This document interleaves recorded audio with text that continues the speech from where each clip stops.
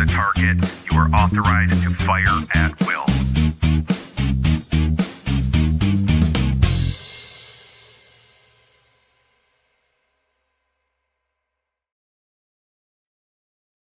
Hey, good Saturday evening. Thanks for being here. I'm TC, host, founder, and originator of Minnesota Black Robe Regiment channel show.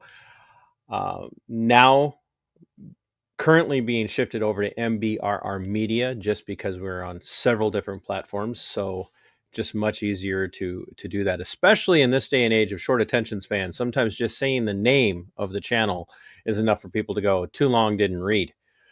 So tonight has been a night long in the making, if you will. Um, my hope is that Royce will show up. While we're waiting to see if Royce shows up, I'm going to get some of the ancillary stuff out of the way. I want to give a big shout out to the Angry Vet from here on YouTube, who has been a massive supporter of the channel, of the show. He has done so much to be able to keep things going here, and I cannot thank him enough for what he does. I also want to give a big shout out to iMav, who is a show producer level supporter from Subscribestar, and he has been with me almost since the beginning.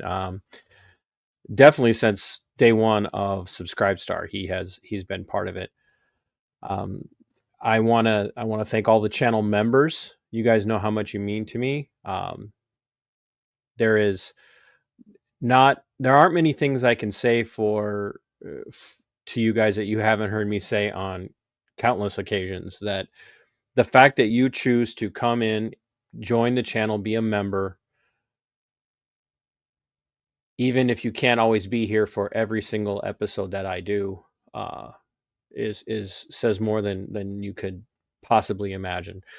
And even for the subscribers, I want to thank you guys so much for being subscribers. We're almost at 5,000. When you start off with 0, which you do from day one, and in less than 6 years you're at nearly 5,000. We're within 100 of being at 5,000 for the channel. For some people like Royce, who admittedly Royce White, what's the name of his show? Please Call Me Crazy. He's a massive audience. Like there's no doubt at all that he is successful. He is successful as a content creator, as a podcaster. I think I saw somewhere that he's picked up. Is he on America's Voice now or something like that? The guy's a success. He hobnobs with a lot of people. And as those of you who have known me since the inception of the channel, I don't care about hobnobbing. I don't care how many people you rub elbows with or who you associate with. I don't care who vouches for you, honestly. I just want to talk to people. And that's been my goal from the first moment that I was aware of who Royce White was. I reached out to him. Now I can't message him on Twitter. As you guys know, I call it Twix. I can't message him on Twix because I don't support him. I don't pay money to him to be able to message him. But I messaged him early before he was running for office and said, "Hey, I'm interested in what you have to say. I'd love to have you on." Never heard back from him. So and I'm going to be bringing a friend in, Dennis, here, because that's what this has kind of come down to.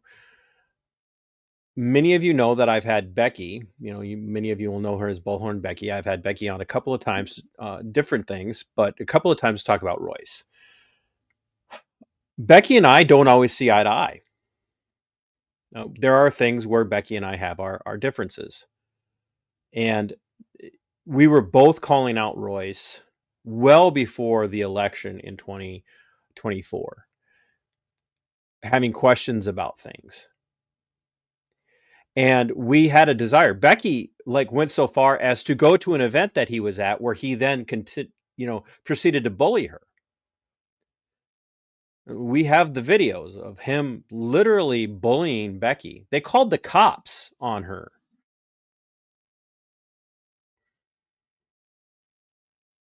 Somebody from the event that Royce was at, I don't know if it was Royce's campaign or Royce himself or somebody else, called the cops on Becky and had her removed from the event.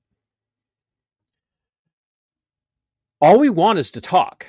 Royce, I literally wanted to bring you on to talk to you about some things tonight. I didn't want to lambaste you. If you do bother to show yet tonight, I'm hoping you will. I want to talk to you because I think there are places where we agree. There are things that we agree on, Royce. There are things where we would be able to stand shoulder to shoulder in the freaking fight against the never-ending wars.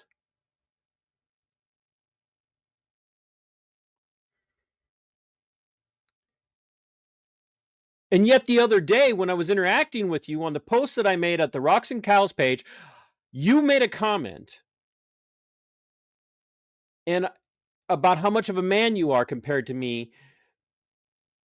And I pointed out, like, wait, you don't get to say that I'm not a man. Like, I serve this country. More than Royce White has ever served his country. I swore an oath as a member of the United States Army, the 82nd freaking Airborne Division. There is no more elite active duty military unit than the 82nd Airborne outside of special operations.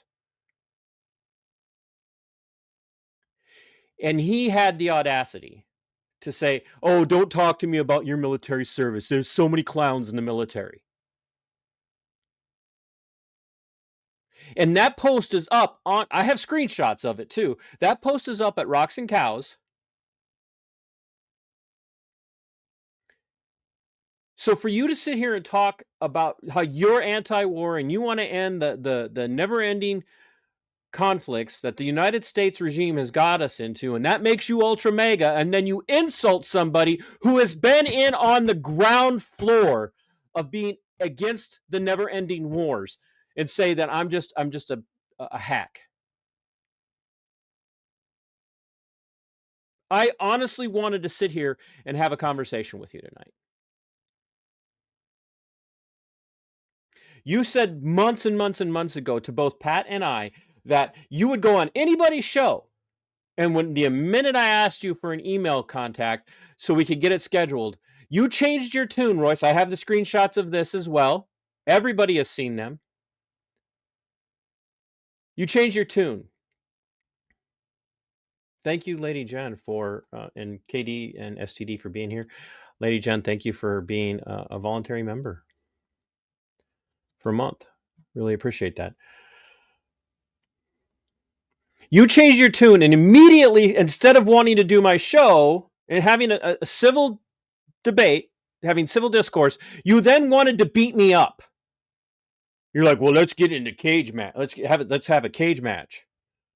Oh, Lady Jen, thank you for that. You didn't have to do that. Really appreciate it. You wanted to have a cage match, dude, bro, kid. Uh, I'm 20 years older than you. You want to get into a ring with into the octagon with me? And I saw your one cage match, by the way. I watched it.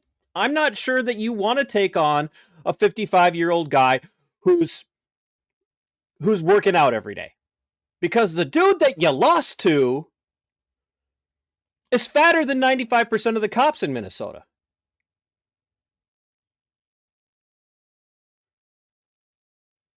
But you wanted to take on Pat and I in the octagon. You had 2-on-1.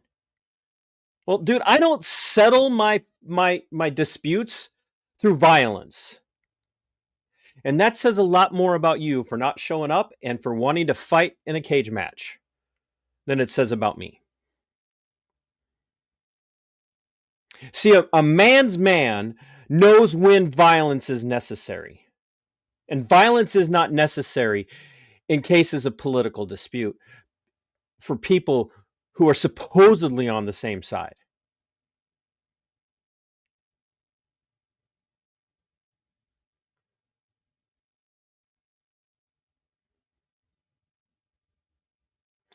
And I'll say again, it says more about you that you would throw out that I'll do anybody's show anytime, no fear.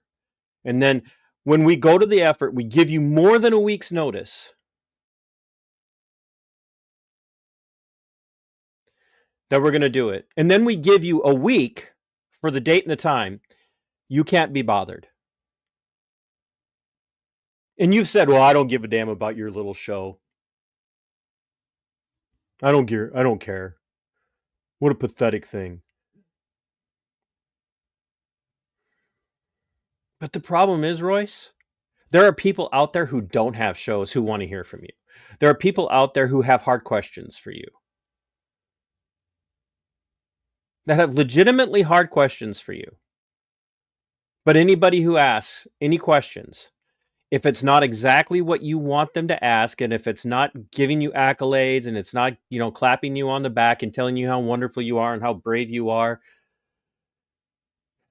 your first reaction, besides trying to challenge them to a cage match, is to insult them. Call him a cuck. Call him a simp. Call him a neocon. Call him a Tom Emmerite. Accuse them of being Nikki Haley supporters.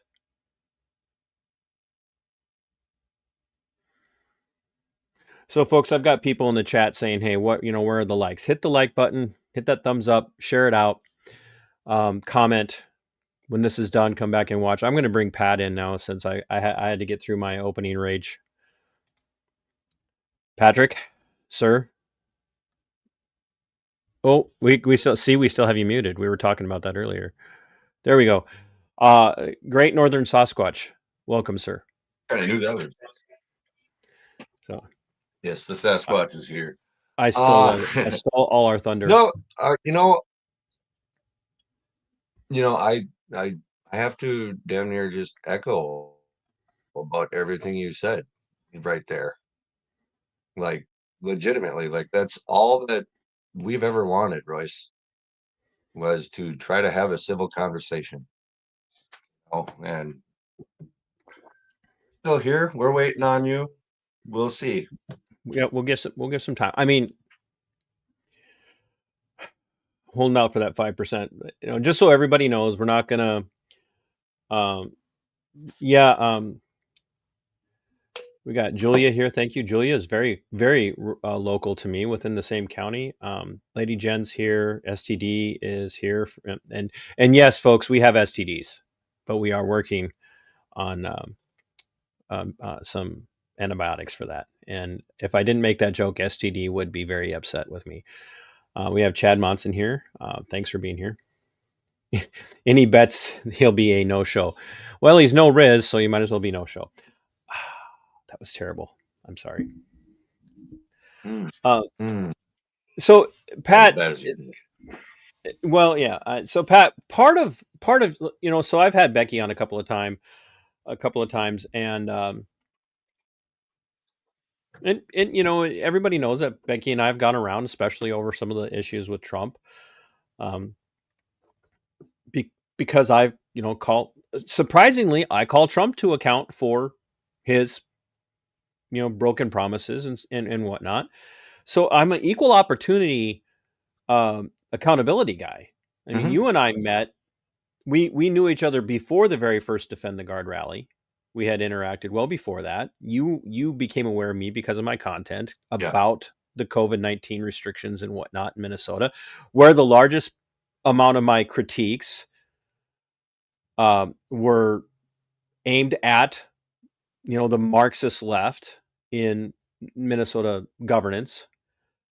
And then as we worked on the Defend the Guard legislation to events together, which, by the way, I know for a fact you and Bull were in on the ground level of that here in Minnesota. You guys were the first to work to bring that to Minnesota politics.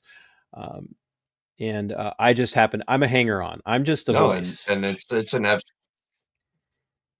oh, you were the first person we wanted to call, man, for real. When we put that on, it was who better you think of, and both of us, like, at the same time, TC. TC's the man. We got to get TC.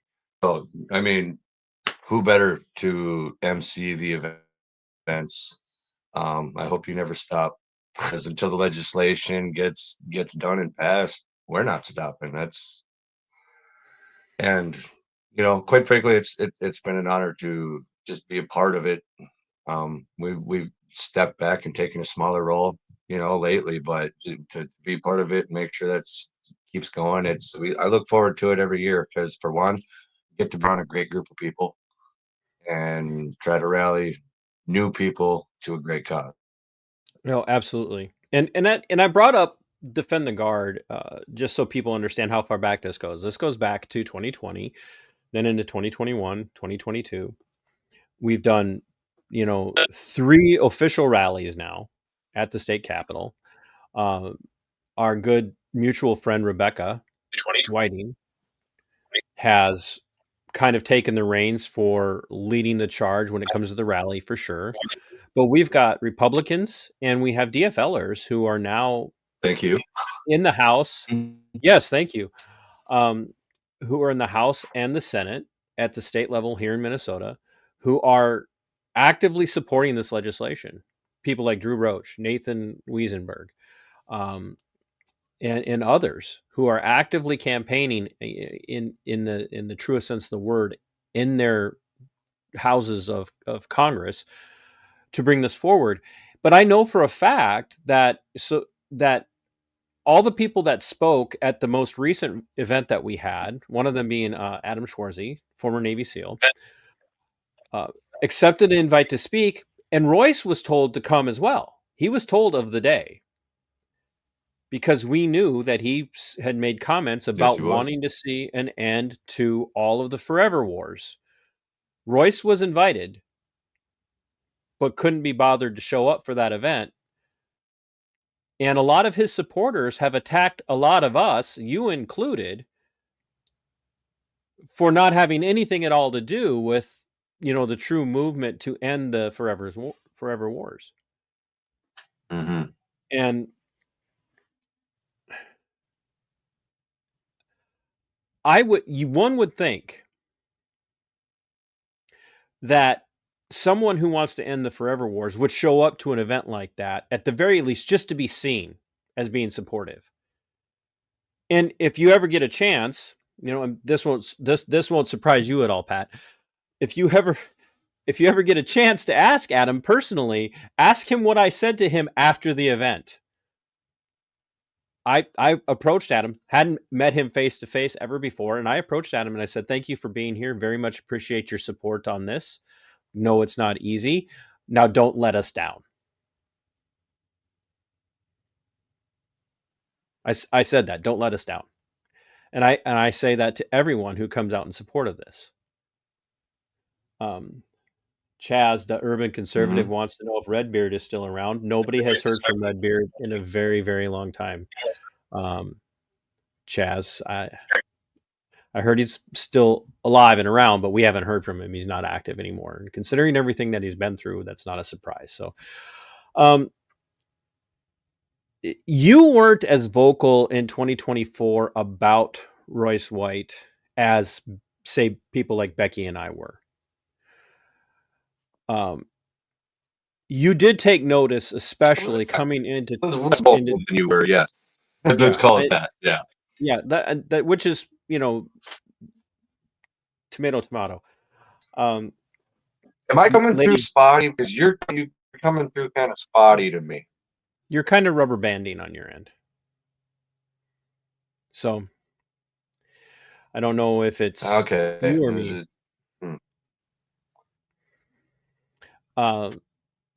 Lady Jen, thank you for stopping in. I'll take the blame. We'll say it. Well, but in 2025, you really kind of have come alive in paying very detailed attention to Royce. And one of the things that you wanted to talk to Royce about was his FEC report showing that his mother, it was a campaign payout for Royce's campaign in 2024 to the tune of, what was it, $3,000, 3,000, something like that. $2,000, $3,000. And see, the thing about that is, I'm involved in politics in more ways than I would like to be honest with. But so I understand how it all works. I mean, yeah, sometimes sometimes you can hire family, or you say you hire your cousin to be your campaign manager, whatnot. You know what I mean? So I mean, it's explainable, but just looking at it as $3,000 bonus to be a little suspicious. What happened? Yeah, we're having some choppiness issues, some rubber banding going on with you still.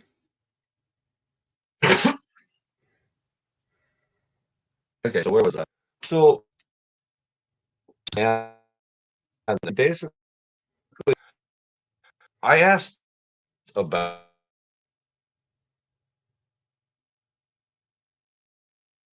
And Pat, you froze. So, um, I'm gonna I'm gonna mute you for now, Pat. I don't know if you can hear me, and let's see if we can get you to uh, bounce out and come back in. See if that works. Uh, can you guys hear me? That's what I want to know because I'm showing that everything's good on my end. So if you can hear me, just let me know. Because I did show that Pat froze. Now I'm freezing. Why is it every single time we're having a good conversation?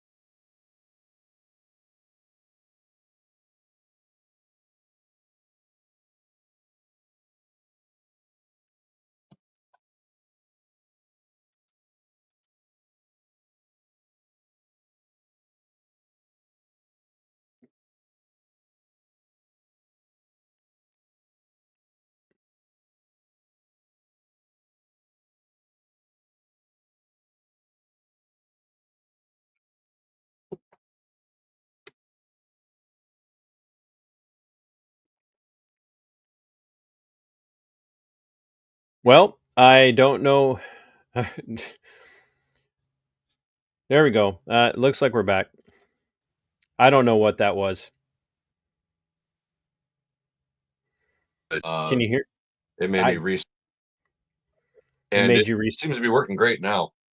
Yeah, I don't know what happened. Uh okay. Someone doesn't like what we're talking about. That's always my go-to is I blame the regime. I blame the deep state. That's all. I blame the deep state. So that's- oh, okay. Um I don't know how I, it can't be. the deep state doesn't want us talking about Royce because never mind. So anyway, the you wanted some answers about Royce's mom being on the campaign um, payout. Yeah, just a simple explanation to put it simple as I can is I just was looking for a simple explanation. Like she paid for the catering for an event, so I decided to pay her back because she saved the receipts, turned them in for campaign expenses. But my answer was the answer I received, I can't even say out loud on here because it'll probably get the video taken down. Yes, Let's just say he found plenty of colorful ways, and even in languages he thinks I don't know, many ways of finding ways to just call me gay for asking him a question. Um, so I don't know, well, I think that's because and then let alone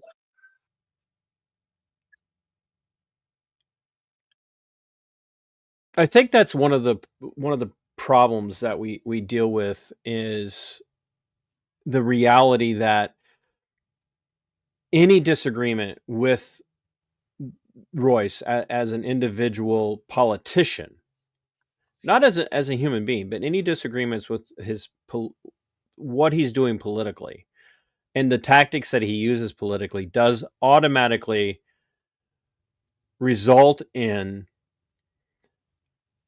ad hominem logical fallacies, straw man, red herrings, um, appeals to popularity, which is just a form of the appeal to argumentum ad authoritarium. Why would I want to talk to you? You don't have a big enough show. You aren't this. You're not that. You're, like I said at the beginning, you're a cuck. You're this. You're that. There's never really any answers, and I was telling you before we started that one of the places where I addressed this was that there were a large amount of people who were running for office last year at the state level for state offices like, Minnesota House of Reps, Minnesota State Senate, who were Trump supporters and they were Royce White supporters, vocal. People who were really, really mad at me for not being on the Royce train, who were running for office as down ballot candidates, many of which who lost their races. And I asked the question on Action for Liberty show, Jake Duesenberg and crew, when they had Royce on after the election. I asked the question then, how do you address the fact that many of your down ballot supporters lost their campaigns, lost their races in 2024? And his response to that, we lost Pat again. Royce's response to that was, I don't know anything about that. And that's troublesome because we all know this. The reality is that when you attach yourself or you hitch your wagon to a horse at the front end,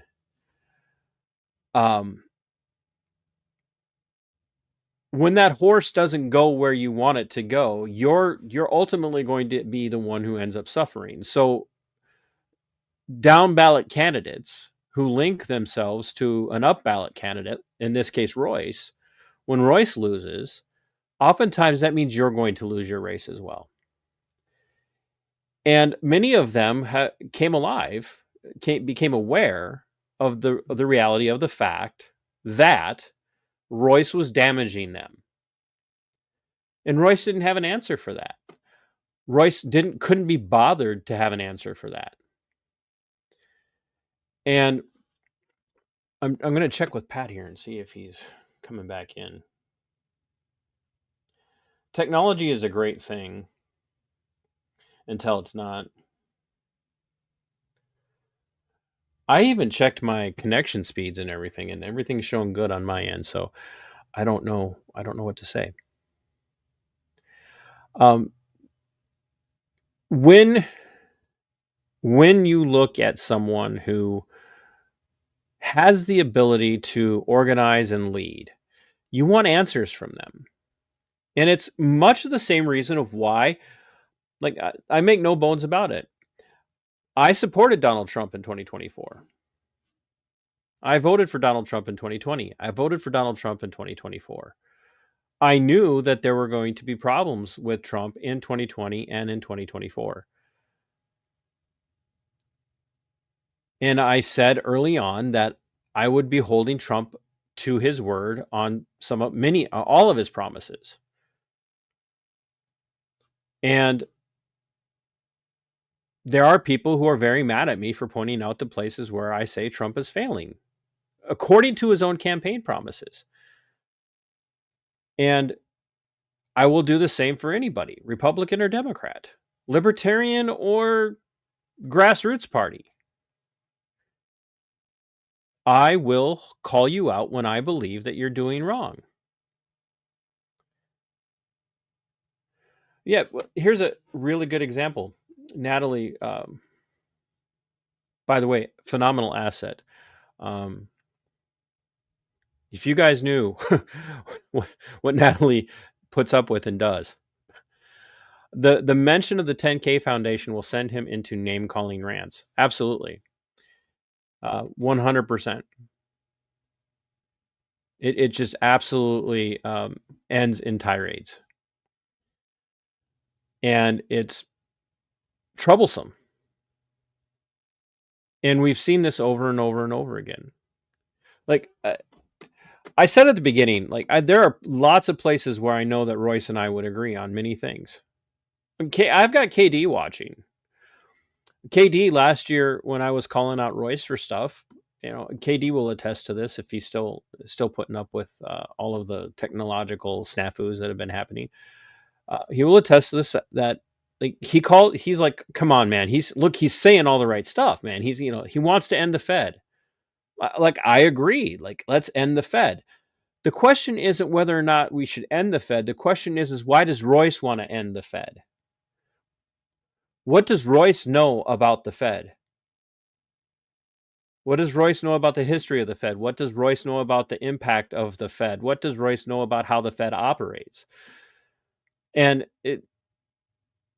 can I link arms with somebody in a fight that wants to end the Fed? Sure. But I also need you to be able to go beyond saying, let's march on the Fed in Minneapolis and let's talk about what's wrong with the Fed.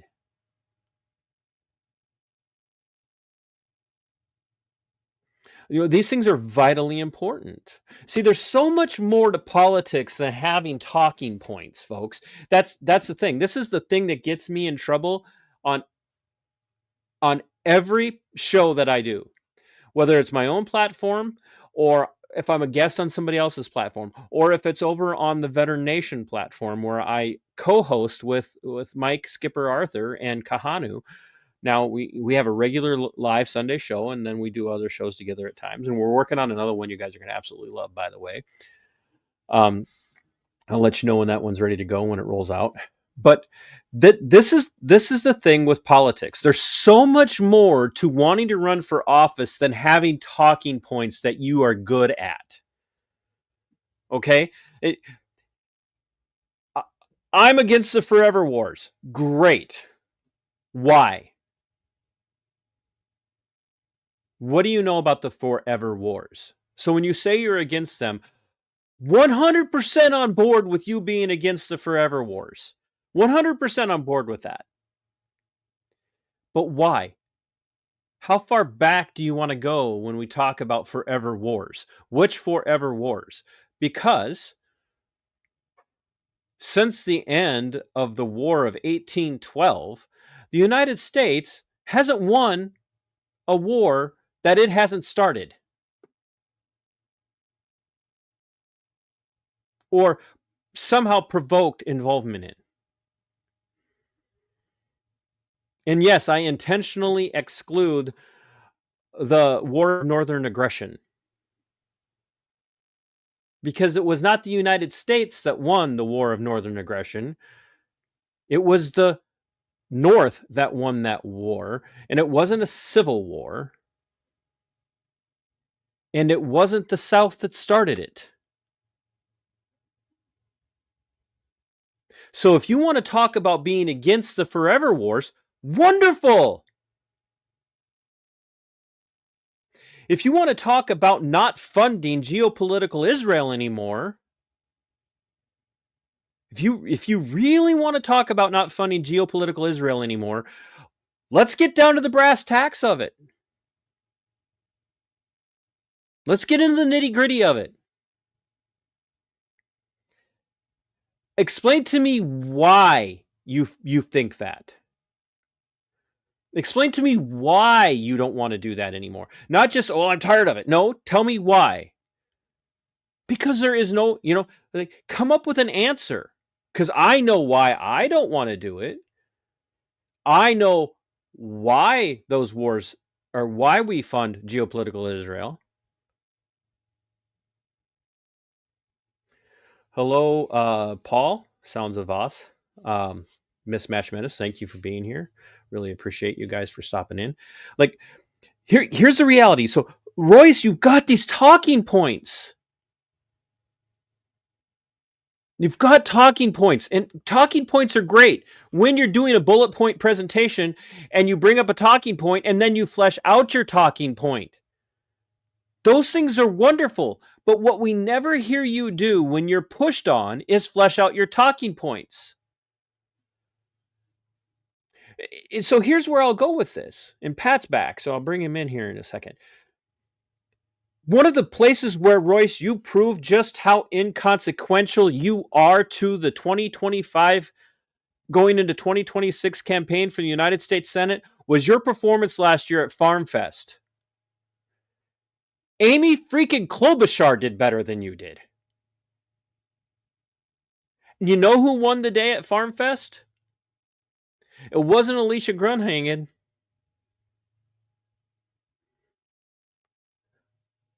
Who didn't want to associate with the We the People party because they're crass. Yeah, Alicia, I'm calling you out. She didn't want to associate with them because they use bad words. But now she's endorsing you?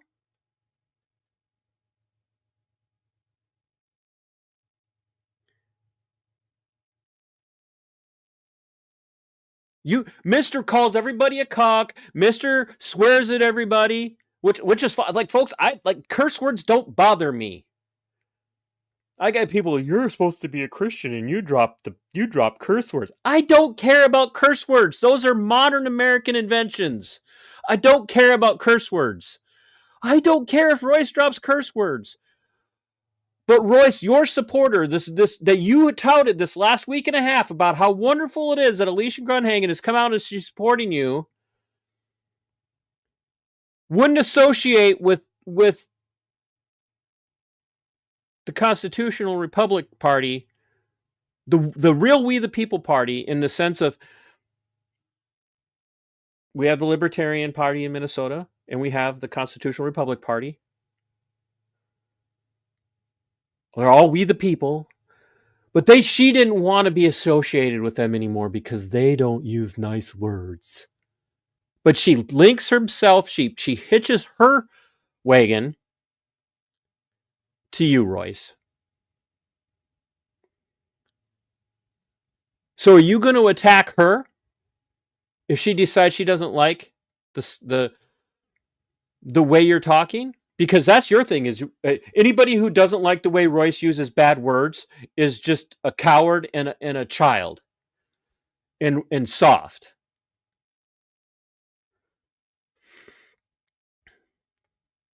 So it takes more, Royce. It takes more than just being angry. It takes more than yelling at people, Royce. It takes being able to engage on a philosophically in-depth level to explain why you hold the positions you hold. And I can explain to people why I don't support the forever wars. I can explain to people the real cause of the war between Russia and the Ukraine in depth and in detail. He's in the green room. I'm going to finish my rant and then we'll bring him back in. I can explain in depth, Royce, why funding geopolitical Zionist Israel is bad. And it's got nothing to do with the Jews.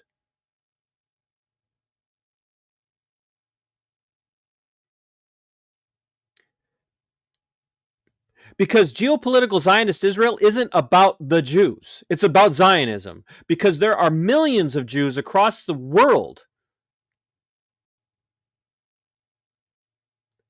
who despise Zionism and despise geopolitical Zionist Israel. So if your only talking point is stop funding Israel, that's not enough. Why? Why shouldn't we fund them? If you're going to call anybody who disagrees with Trump on an issue a never Trumper, but then you're going to come out and talk about wanting to end the forever wars, then where was your criticism of Trump bombing Iran? Where is your goddamn criticism of Trump putting 2 nuclear submarines off the coast of Russia? Where's your commentary about that? Because I saw lots about defending what's her face for the Abercrombie or the American Eagle or whatever the hell it is. I don't even know these people anymore. I'm so disconnected. Sydney Sweeney, we got to defend her because she's got nice boobs and pretty hair. You had something to say about that, but nothing about Trump putting 2 nuclear subs off the coast of Russia. So am I a never Trumper because now I'm not supporting that, Royce? Look, there's only one coward in this situation, and it's not me, and it's not Pat, and it's not all the people that supported you last year that aren't supporting you anymore. We're not cowards. We're not sellouts. We're not neocons. We're the people. We're the real people. We're the people you have to convince to support you. And the thing is Royce, you're never going to get support from any of us because every time somebody asks you a hard freaking question, you turn tail and scream about how stupid they all are, about how weak they all are, about how they're all cowards and how they're not real Christians and how they're not this and they're not that. There's one coward in the 2026 race for the Republican nomination for the United States Senate, and that is Royce White. Royce, you're a coward. And you want to know why I know you're a coward? Because you couldn't be bothered to show up to come on here and challenge me to any of this. You couldn't be bothered to show up. But boy, you could send all sorts of messages calling my boy Pat a fruitcake and a cuck and some form of homosexual just today when he asked you if you were coming on.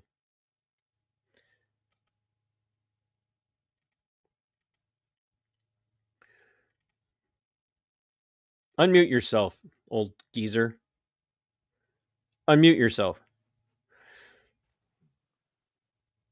There. No lies detected there. Okay, thanks. Great. End of the show, folks. Have a great night. So, I was going to correct you about a couple of It's happening again. Every time you come on, we get I was going to correct you about a couple of things, but then I decided No, go ahead. Hey, is this crass enough? Is this crass enough? By the way, we got them for sale. Hit me up. Constitutional Republic Party can be found. Is it chopping up real bad again? It was chopping up. I don't know it must be something on your end because only when I let you in did it start chopping up. I do want to let everybody, first of all, thank you everybody who is tuning in and listening to me on my soapbox. I really appreciate it. I think it is. We do have the chair of the Minnesota Republican, or the Minnesota Libertarian Party. She's gonna shoot me. Rebecca was in the house. Try closing out your camera and see if just the audio will work.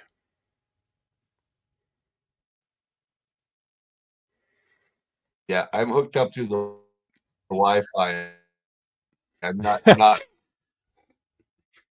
hardwired in. That was a slip, Rebecca, my dear friend. I love you dearly. You know I would never insult you that way on purpose.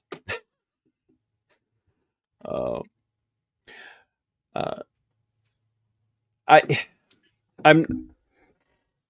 guess I'm not gonna I'm not going to belabor this too much more. I've been at it for 45 minutes, and I think 45 minutes is probably more than enough time to give us, opportunity to Royce to show up. Look, I know that Royce isn't going to see this. I understand. I get it. Like, but the reality is that Trying Mr. I'll do anybody's show. to turn off the camera. Yeah, your camera's off now.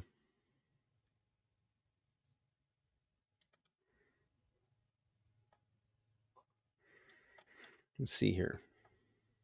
Can you turn off my camera? No, I can only adjust your mic.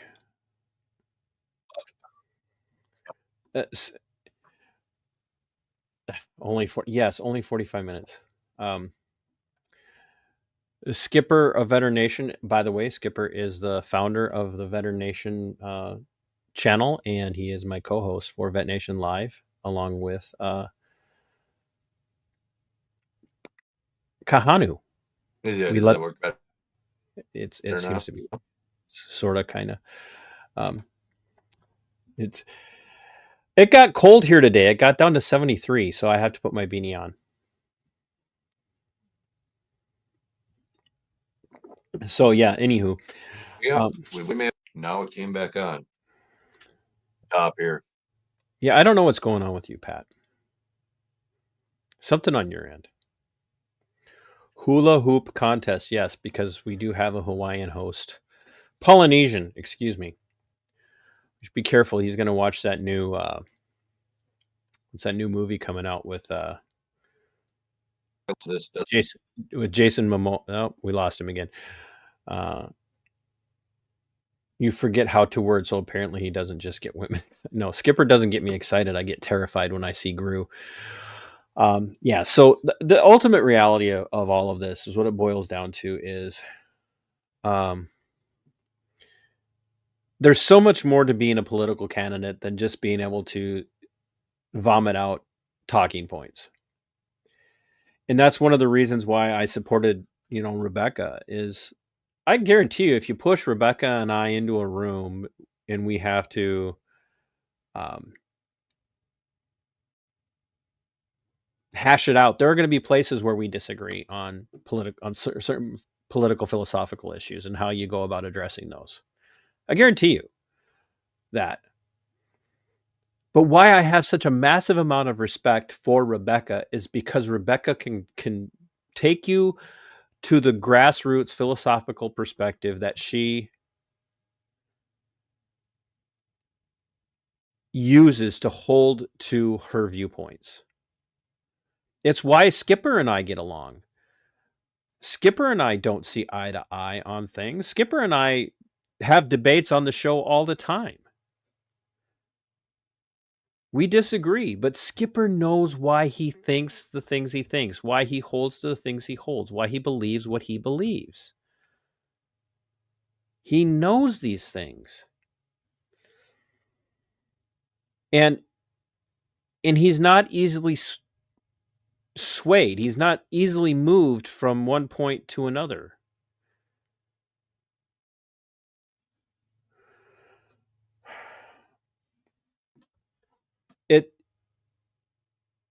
It bothers me that someone like Royce can get the following that he has gotten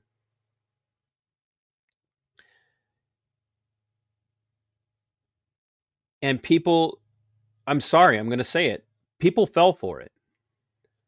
Oh, folks, we have a surprise last minute guest. When I tell you that my next guest is full of bullshit, it is not a lie. He is literally full of bullshit. Travis Bull Johnson, my beloved brother in military arms.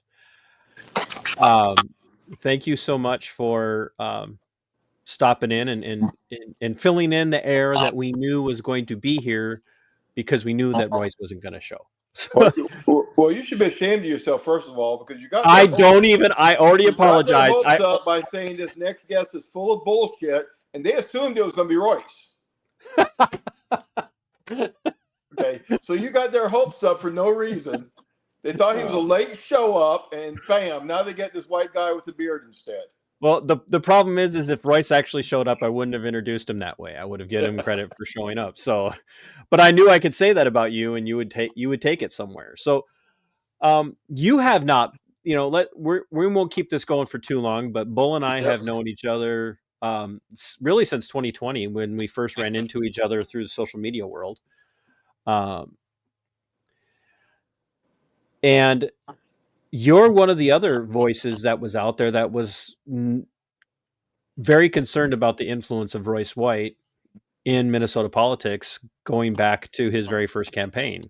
And so why don't you, in a brief amount of time, give us a little bit of your thought process. What had you concerned? Because we know you're a neocon Tom Emmerite. Well, that's what he's, according to him anyway.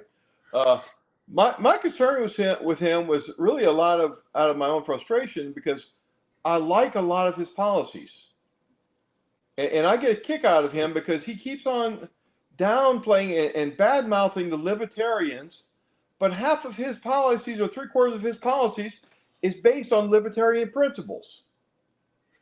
But it's almost like he might have ripped them off. Yeah, I wonder.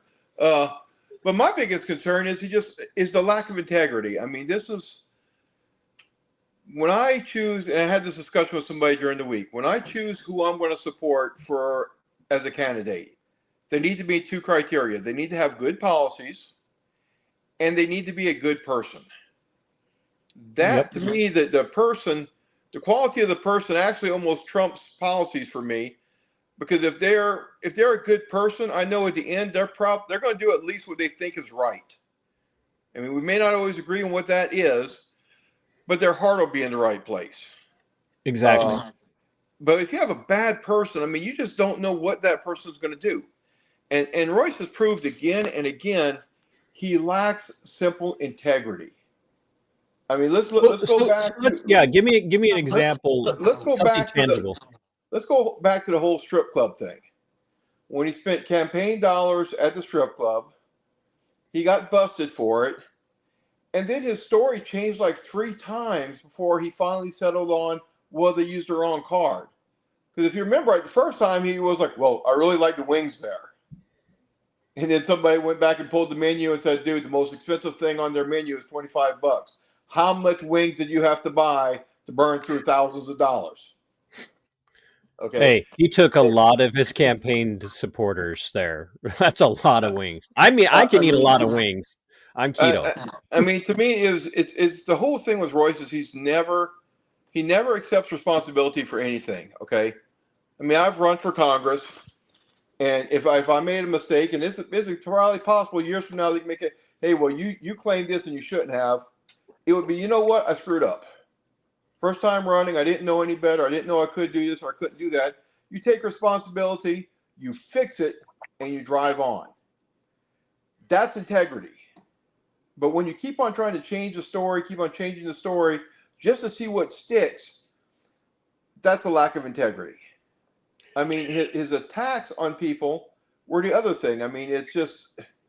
So give us an example of some where you see an attack that came in. Oh shit! Just look at any time I've addressed them. Anytime I've addressed not them, not personal. Pick somebody else beside yourself. Well, I mean, look what he says about you. Look what he says about Pat. Look what he says about Adam Swarzy. I mean, he's rather than try to fight anybody on issues, which is a shame because he's got some good points on issues. He's got some great positions. And I've seen him on the few times he's kind of argued with people over positions, and he's done okay. He's done well on that. If he would focus on that, instead of the name calling, instead of the just alienating. I mean, it's like I told somebody the other day, I mean, the biggest difference I see between Adam Swarzy, who, as a full disclaimer, that's who I am supporting, I am working with his campaign, and Royce White is, over the last 2 years, Adam has been building bridges. Royce has been burning them down. Well, let me play devil's advocate there a little bit. And I want it because Trav, Bull can back me up on this. One of the things that I've been accused of is being a Schwarzy supporter, endorsing him and being on his team. Travis, you know me. Have I at any point ever endorsed Adam and said that you should vote for him? And am I now part of the campaign team, or have I even been asked to be part of the campaign team?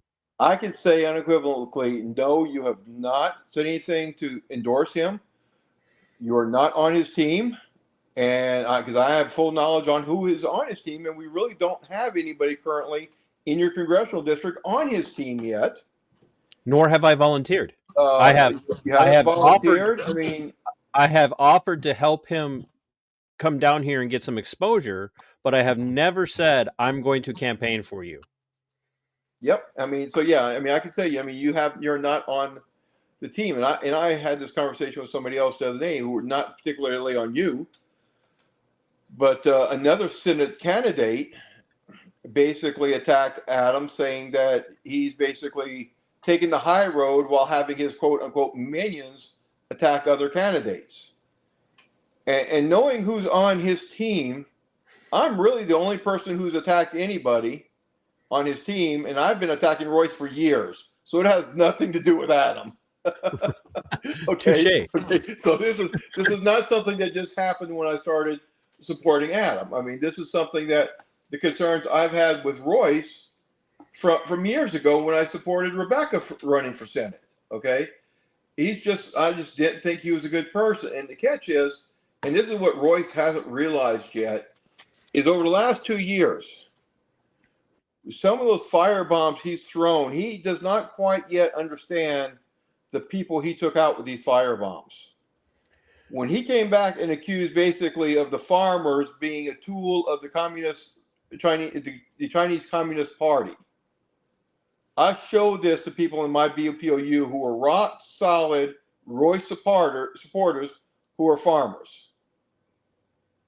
And at that point, they're like, okay, I don't know what he's smoking, but that in rural Minnesota, in CD7, that one firebomb probably took out 10 to 15% of his delegates. And he doesn't even realize it. And that doesn't sound like a big number. Because he doesn't come out here. You know what? It may not be a huge number. It doesn't sound like it, but it is. But it is, because when you look at CD7 and the number, CD7 has the most delegates of all of the CDs in Minnesota. So if you lose 10 or 15% of those delegates who voted for you last time, in addition to the ones who already aren't supporting you, that is a big number. That's just in this CD. If he also lost those kind of numbers in CD1, which is also a huge farming community, and that's just on that one comment. Right. Okay. So, and the people he attacks are people that sometimes other people hold in high regard. People supported Royce a lot in this last election because I've been talking to him. I've been working the phones. I've been talking to delegates. They supported Royce last time because they figured he was the best candidate. And to be honest, they didn't really figure they had a chance to defeat Klobuchar anyway. So to them, it cost them nothing. It was sending a middle finger to the GOP saying, right, we screw you and your preferred candidate. We're going to back Royce. Well, the catch is we have an open Senate seat this time around. And delegates are looking at this going, hey, wait a minute, we have a chance. And people always say, hey, we got to back on principle. We can't be worried about whose electability. We've got to make sure they're the right conservative. But the catch is people realize, hey, if we want to be able to back a GOP president, whether it's Trump or anybody else, you need a Republican in that seat because that's going to make a difference when it comes down to the majority.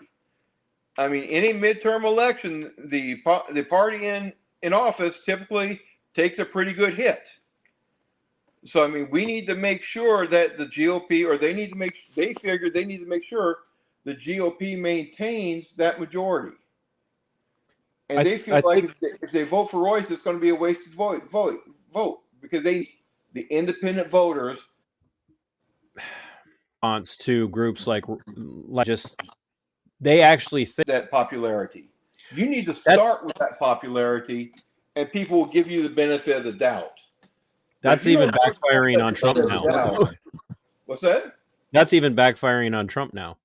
It is. It is. I mean, he's kind of, when there's some positions he's taken lately that are really almost a step too far for a lot of the grassroots. Where it ends up, who knows? I mean, the man seems to be extremely lucky on a lot of things. So you know what? The wind may still turn to help him on some of these issues, but I don't know. But the thing is, Royce is just. Holy smokes!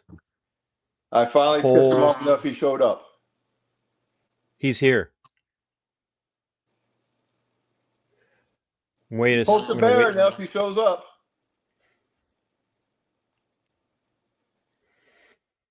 Let's see. Royce, are you there? I'm in. All right.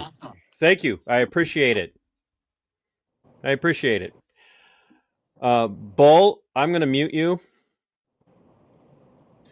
Royce, I want to give you. Royce, I want to give you props for coming in. You sound like you're on the road. I am. Somewhat. Not on the road, but in the car. I know that feeling. I would never argue that I have never done that. So, Royce, I think you and I agree on probably, I'd say probably 90% of issues. And okay. I do. I mean that, because you and I are both against forever wars.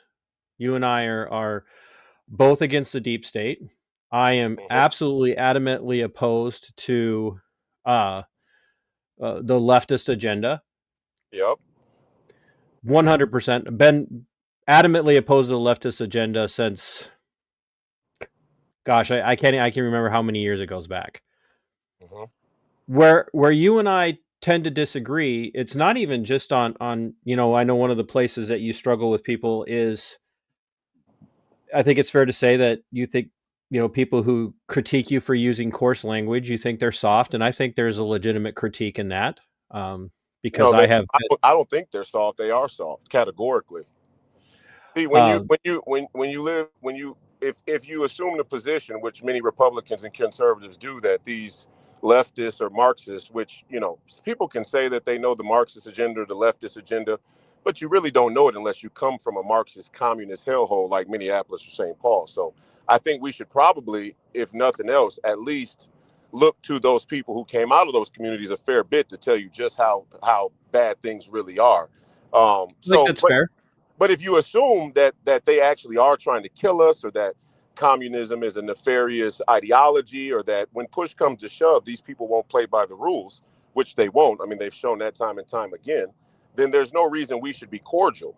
And the idea that, and what really makes me upset more than anything, is that Christians, for example, or let's say there's two competing ideologies about coarse language. One is the Christian perspective that says, oh, well, you shouldn't use foul language because it says it in the Bible. And these are some of the same people that would misrepresent and use dispensationalism to, justify that we should be in a forever war. The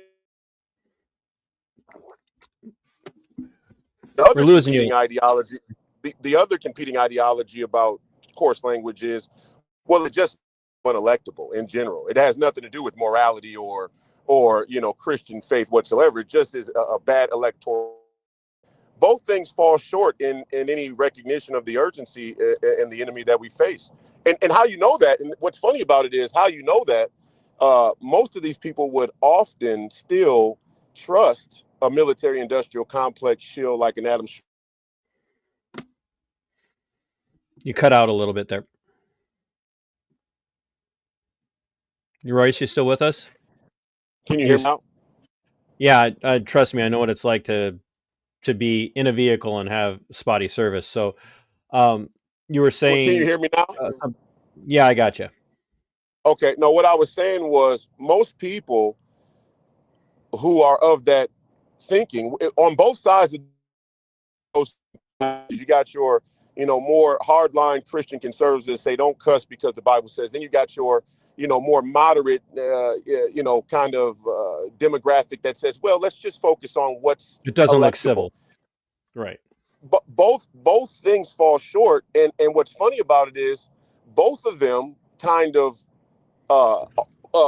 would opt for a military industrial complex shield like Adam Schwarzy, when an Adam Schwarzy, who was a Navy SEAL, came through a training and a culture that all but celebrates the toughness that comes along with, cursing guys out to shed them of their weakness. I mean, that's kind of a staple of the military culture. So it's just funny to me to see people who are hardline military, supporters, like, we have to support the military and everything they do, and what they act as though your average, military man didn't come through a culture where swearing is the norm. I mean, I think you said you served.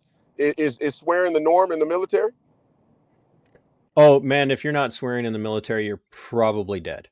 Okay, so my point is, we're okay with the people who protect us swearing, and we all know that they do. And the Christian, and this is my point about the Christian, they're not saying that they don't accept me cursing because it's just beyond moral reproach. Because if that was the case, they would exhibit that in broadly across their worldview and their daily action.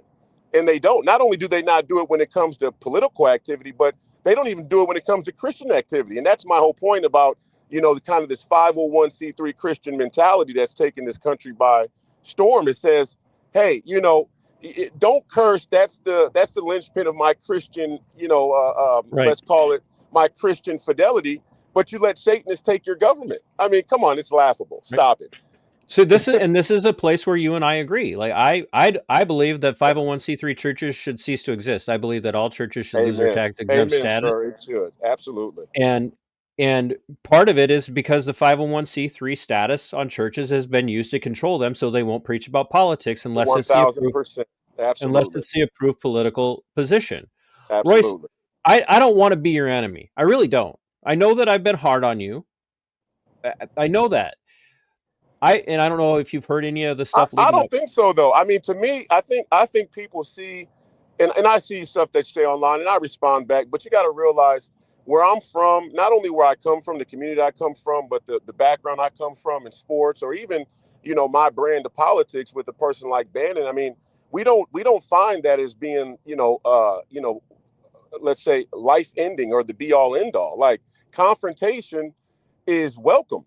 And everywhere that I come from, whether it be the Black community, where confrontation gets a little out of hand in that regard, but even just shooting the shit and joking, shooting the dozens when we were growing up in school, like, you had to have thick skin or else people just you wouldn't last.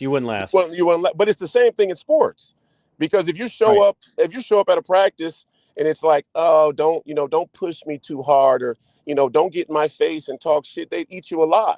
It's definitely the same thing in MMA. I mean, if you even exhibit weakness in a cage fight with another grown man, he's going to smell it, sniff it out, and take you apart. So, and even in the gym life with martial artists, there's a sort of toughness that this country's lost.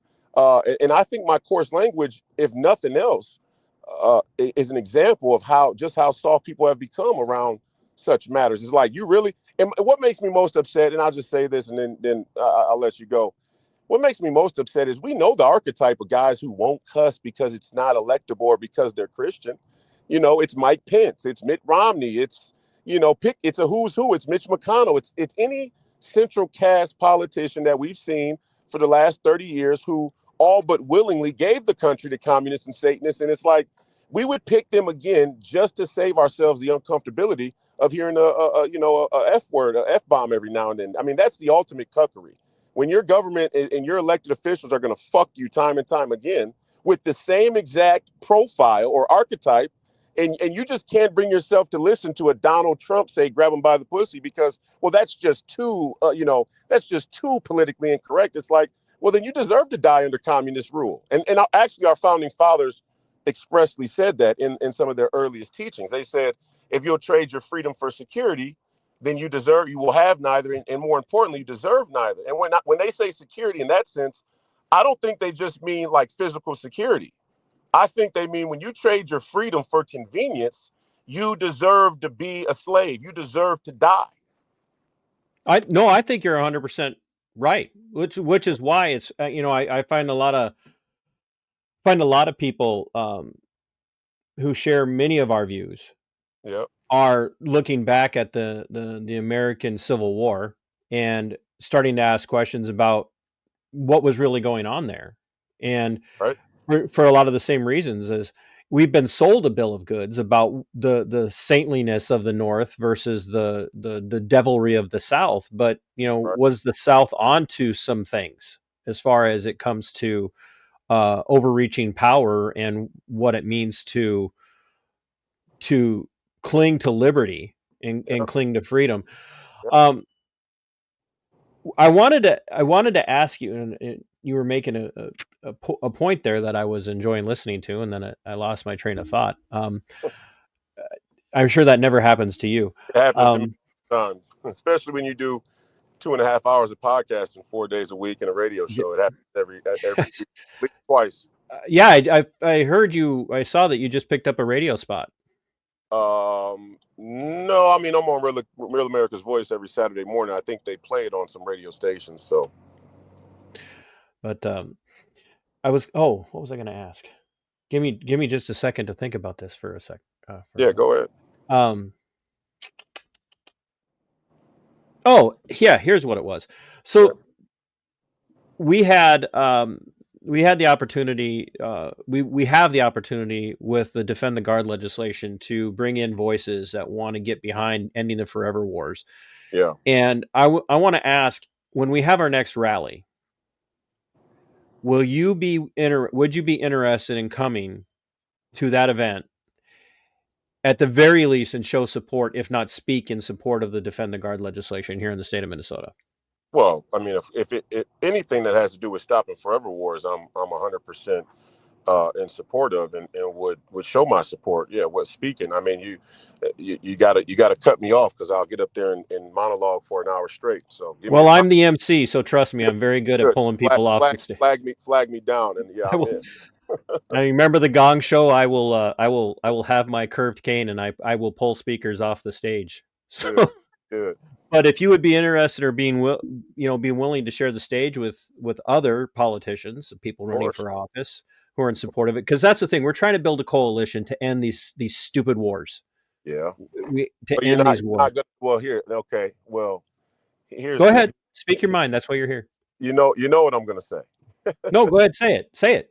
I mean, and I didn't really, I wasn't aware of the first one, or I wasn't. I guess maybe I didn't catch what was going on, and I still like to read the entire agenda or mission of the organization, front to back, to be thorough. But forever wars are a pretty good distinguishable line for all of American politics, in my opinion. That's why it was one of my three main points in the last campaign, and will be again, because it seems that we still have a big problem with it. But whether a person shows up to say something or not, we can look at certain things, and like what forever wars, for example. There's nothing in my past, there's nothing in my history, there's nothing in my public profile or things that I've said that has ever been or could be seen as being in support of forever wars. You can't say the same about an Adam Schwarzy. I mean, he can show up and speak, and this is what these politicians do. They'll show up anywhere at any time and say anything in front of any group of people. It's almost as a foregone conclusion, like, yeah, well, you have to.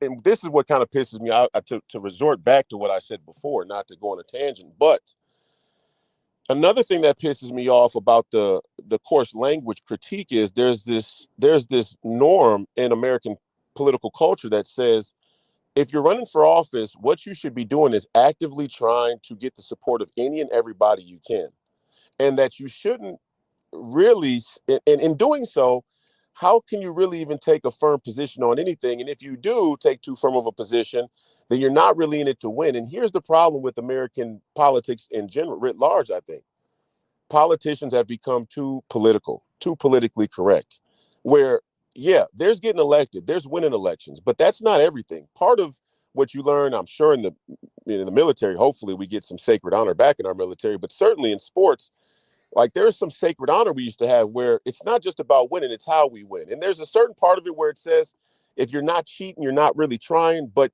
if you cheat too much, then everybody looks at it and goes, that was underhanded. That doesn't feel good to win like that. That used to be a part, that's the Karate Kid. That's, the Mighty Ducks. That, you know what I'm saying? This is a part of that American fabric. So It's kind my of a point, throwback. It's a throwback to hard times build soft, build hard men build yes. easy times, But easy my times build point, soft my men. point is this: American politics have become a sort of show and tell game where I'll show up anywhere and say what I think the crowd wants to hear. And Tom Emmer does it better than anybody. He'll show up No anywhere, arguments. any place, and he'll say exactly what he thinks that crowd of people, usually whatever Fox News is saying, because that's who he is. But he'll say whatever people want to hear, and he doesn't mean any of it. I mean, Sure. versus Let a me. guy like me who shows up and I may say some shit that you're uncomfortable with and some shit you don't like. I may look you right in the Oh, face and say, I am. You're in good company when it comes to saying things people don't want to hear. Trust me. I may say some shit where people will say, man, does he even want my vote? The way he talked to us is like he's condemning us for not participating or not being a precinct committeeman or not, or letting the church not, speak about or whatever it is. He sounds like he's mad at us, but these are the people that we actually want in office versus an Adam Schwarzy who shows up to a Defend the Guard rally because he wants you guys as coalition or whatever, but you supported Nikki Haley. And just on top of that, you know, I'm concerned with anybody that comes from the military industrial complex that doesn't have a Tulsi Gabbard sort of approach or is leading, right? And so when I first heard that Adam Schwarzy was running, remember now I was there in CD3. I was running in CD2 when Adam Schwarzy tried to run for CD3 against Blaxel and Weiler, I think his name was, whoever. And they did some underhanded shit to Adam where they tried to like report him to his superior officers, and then there was a whole like recall of him coming back. Bullshit. I thought that was all The Hatch Act kind of stuff. that was all corny and kind of underhanded how they did that, in my opinion. Whether technically he was wrong or not, that's not my point. They actively tried to basically tattle on him, which is just. Let me. I know you got a thought, but let me ask you two quick questions because I can hear you're getting wherever you need to be. Do you think it's possible? Just a very very short thought on this one. Do you think it's possible because you've changed your political positions? Yeah, but not in 5 months though. No, I'm not saying it's 5 months, but you've changed your political positions. Is it possible? Is it possible for Adam to be changing now? No. Yes or no? No. Okay. And I'll tell you, and I'll give you my reasoning. The reasoning is because he lied about it. He tried to double down on it. And not only that, when I've heard Adam speak, and when I've looked into the things Adam is talking about online, he comes from a very pro-military industrial complex point of view. Just sort of Sure. From a framework perspective. And when you're a 20-year Navy man, it's hard for you not to see the world from that frame of view because they train you. It's hard to overcome. And I understand that, and I'm even sympathetic, but sympathy is for a different arena. This is about who's going to actually lead the country and not fall victim. So when I hear him say, when I hear a Susan Smith and Jeremy Munson ask him which people in the Senate would he, model himself after or talk, and he says Tim Sheehy, it's like, in what world is Tim Sheehy MAGA? Number one. But even furthermore, then he says, well, I wouldn't mind talking to Lindsey Graham. The only thing I would be doing in the United States Senate is opposing every single thing Lindsey Graham is doing. So you'd be a lot like Thomas Massey then. Well, in many ways, yeah. I mean, I guess okay. I don't know everything that Massey's about because I'd have to read the fine print on him. I'm not following all of his votes closely enough to say, well, right. Yeah, I'd be 100% like Massey, but on a lot of things, me and him agree for sure. We can't, right? So we can't live in echo chambers because we die in echo chambers. And to your point about Fox News is where logic and reasoning go to die. By the way, right? I want to ask you one more question and quick answer because I know you got to get going, and I wanted to bring Rebecca in to say hello here. Is there anything that Donald Trump has done since he took office in 2024, or excuse me, 2025? Is there anything that he's done that you are adamantly opposed to and are willing to call out and say it's bullshit? Well, yeah, for sure. I think he I'll say this with a caveat, if that's acceptable. I know people will go, well, what's the but? There is no but. Well, there's always a but. Sure there is. Yeah, there's always a but. Any reasonable, rational person, there's a ton of buts, especially when you're the president and you're facing the type of forces that he's facing that have, basically mounted up over the last 30 years of people not paying close enough attention. But I definitely think he let Israel and Israel's intelligence draw him into a conflict that we didn't need to be in. But Speaking of bombing Iran. But I think that what Donald Trump does very well is he listens to the people. He adapted in real time, and he tried to correct course. In that, you know, there was a huge Lindsey Graham included, by the way. But speaking of, well, I'll deal and talk with the Lindsey Grahams. No, we won't. No, we shouldn't.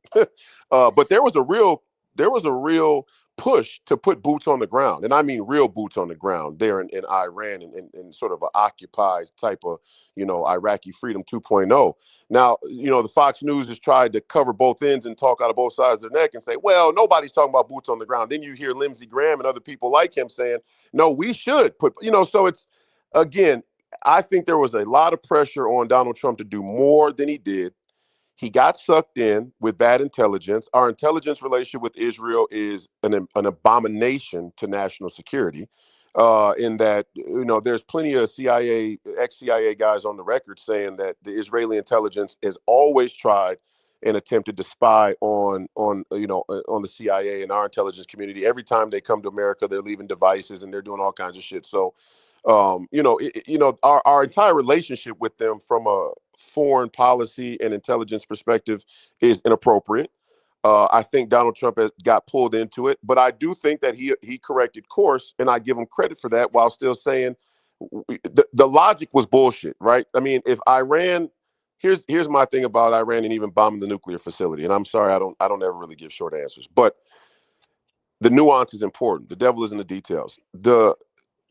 If I'm Iran and I'm really developing nuclear weapons that I'm going to use in a surprise attack in a sort of religious radicalism, I'm not going to do it at an address that every Tom, Dick, and Harry across the world has. Fordo and this nuclear plant and that nuclear plant. There's like 3 nuclear plants that every Tom, Dick, and Harry has up on a strategic nuclear board, right? It's like, Right. That's not how you do surprise nuclear attacks. Okay. Secondly, Fair.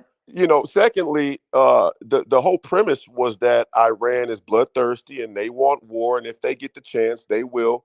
They will go all the way. Well, they've shown us many times in recent history that they won't go all the way.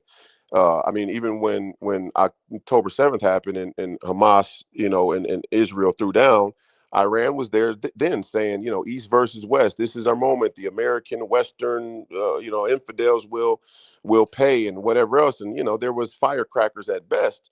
And then again, it happened here. And then even once we attacked, then Donald Trump really pulled the curtain, which I appreciated. He pulled the curtain off the whole theater when he kind of made a public statement that Iran attacked our ship there, but called and warned first. Okay, so that debunked the theory that they are as dangerous as the security state was leading on, and that the Israeli intelligence was leading on. Because if they were really bloodthirsty, they're not calling to warn us about attacks ahead of time. That's just not something people do when they have a sort of radical ideological possession. Yeah, there's not a desire to actually enter into conflict when you're calling ahead and saying, just so you know, we're going to counter strike now Right. at these key places. Right. Do you think, and this can be just a yes or no, do you think that the Epstein issue is being handled right or No, properly? of course not. I mean, Okay. come on. I assume that would be your answer, but Yeah, of course I it's not. think that it. Do you think that? Here's the deal. Again, I'll take both sides of the argument. In the grand scheme of things, do I think there are brass tacks, sort of nuts and bolts of what we're trying to do? I mean, when I say I mean the MAGA movement, because I consider myself a pretty You're firm. ultra mega. You said it. Yeah, I'm a firm piece of the movement, and Bannon is my mentor. So it's like, when we talk about we talk about we a lot on online and stuff. I don't mean to say it like in some hyperbolic way. I'm just saying the things we're trying to do in deconstructing the administrative state are going fairly well. And when we talk about the long-term impact of the Trump administration, it will certainly be more important to deconstruct the administrative state than any one scandal in American history, even the Epstein thing. However, I do think that there is a moral ledger that we also have to be conscious of. And the Epstein thing seems to be, in my opinion, one of the more, moral, reprehensible things that's ever taken place with our government. And why such a 180 on the narrative. And there were the files, and all of a sudden the files don't exist. And Donald Trump said, why are we still talking about it? And again, I never really get too caught up in any individual personality and what they're saying, because I understand, like, if we look back, John Milley, Mike Pence, there's all these people around him that are giving advice, and he's got to listen and kind of weigh the options. So I think he's getting bad advice on the Epstein thing too. And I think like many others have already said, that Epstein was certainly Israeli intelligence, or involved with Israeli intelligence, also no doubt. also involved with British intelligence, MI6. And I think that we are trying to save face for them, because there is a coalition in the West that has aligned itself against radical Islam in the Russia, China, Iran, North Korea Iron Triangle. So I understand it strategically. In my opinion, I don't think Donald Trump is in those files in any significant way. I think that if you actually look at the history, Donald Trump was, and this was by Epstein's own words, Donald Trump was involved in what started the downfall of Jeffrey Epstein, when he cooperated or helped the investigators or the prosecutors there in that first trial in Florida. And it may have been a personal beef between them, or whatever the hell was going on between Epstein and Trump, where he kicked him out of Mar-a-Lago or whatever. It might have been something personal, but ultimately Trump did contribute to the fall of Jeffrey Epstein, whatever that's worth. So do I think this particular thing is being mishandled? 100%. I said it. Bannon said it. We all been saying it. And, but does that mean that we're ready to impeach Donald Trump like Dave Smith and some other people said? No, we're not willing to go that far. Well, Smith acknowledged that it was hyperbolic on his part. Well, for it to be hyperbolic, he certainly had a lot of oomph in his tone. He was like, Donald Trump should be impeached for this. He wasn't like, hey. Imagine somebody being hyperbolic and bombastic. Well, hey, listen, I understand it, but, first of all, when I say things that are bombastic, if we're talking about me, when I say things that are bombastic, I do it too. I usually mean it. If that's worth anything. I usually actually mean the shit. But I think we should be careful with stuff like that. I said on my show this morning, we got to remember where we came from, and remember who we're fighting against, and remember that they're still there, kind of hanging in the weeds, ready to pounce again as soon as we slip up and get soft and lazy. And the Epstein thing is unacceptable. There's no ifs, ands, or buts about it.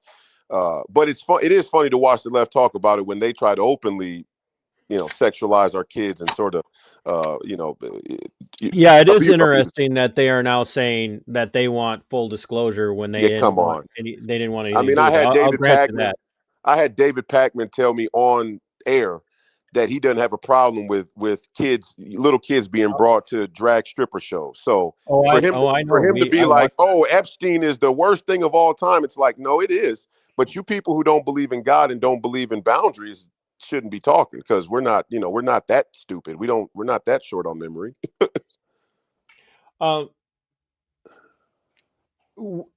Let's and there again. I really give me something difficult. Give me something difficult like BLM or campaign finance violations or something like that.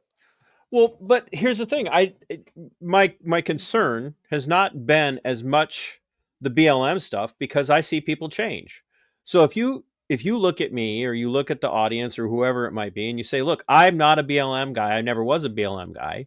Right. And the 10K Foundation wasn't associated with BLM. Yeah, for sure not.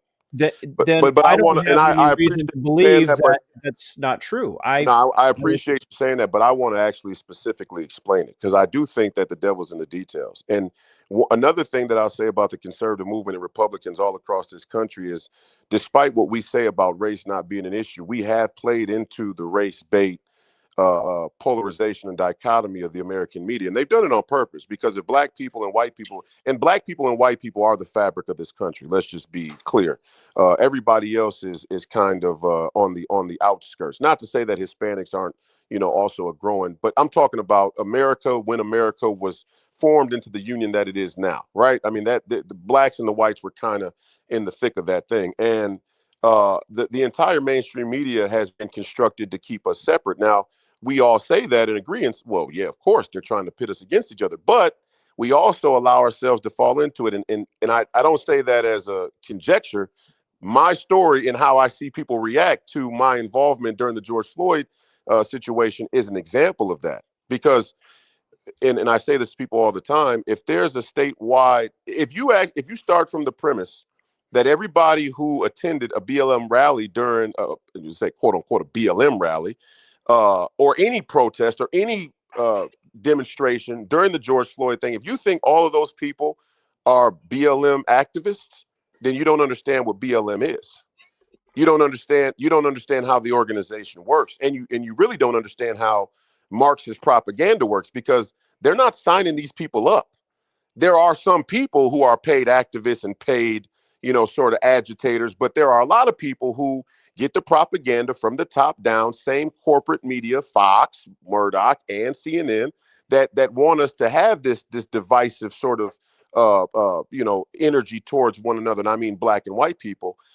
So you can't even start from that premise. And for me specifically, not only have I never been associated with BLM, obviously my rhetoric, and even my rhetoric then about big corporations who have now become the main sort of core supporters of the Democrat Party, my talk about the Federal Reserve, my talk about things like national sovereignty and the influence of the Jewish lobby. Back then, you couldn't even talk about that on the left. Now they've kind of grafted onto an anti-Israel position because the lines have been drawn in that way between the Republican Party and Democrats. But even my rhetoric back then, if you pay close attention, or if you really understood what was going on down in the city, would know that I'm not in question. Who's in question are all these people who watched this BLM shit go on and never showed up. And I'm not saying that there weren't other people who showed up and opposed, but the broad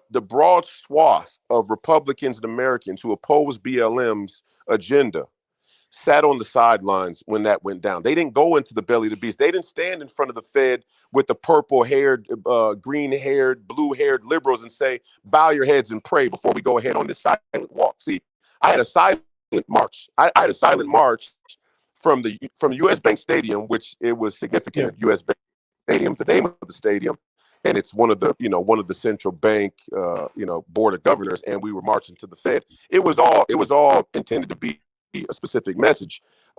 And 1 second here, let me make sure my phone's not dying. We're getting some rubber banding on you. Hold on 1 second. 1 second. I'm gonna get this charger. Okay, now it should be good. Can you hear me? Yeah, there's still a little rubber banding. Hold on 1 second. It should clear up here. How's it now? Slightly improved, but not perfect. Okay, here, I'm gonna click out and come back in. 1 second. All right. 1 second here.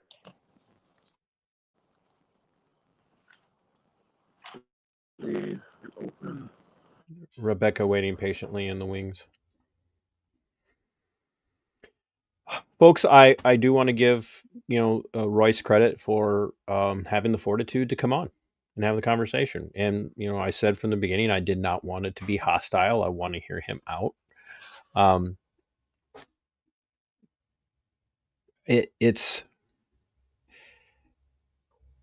I think it's important for people to hear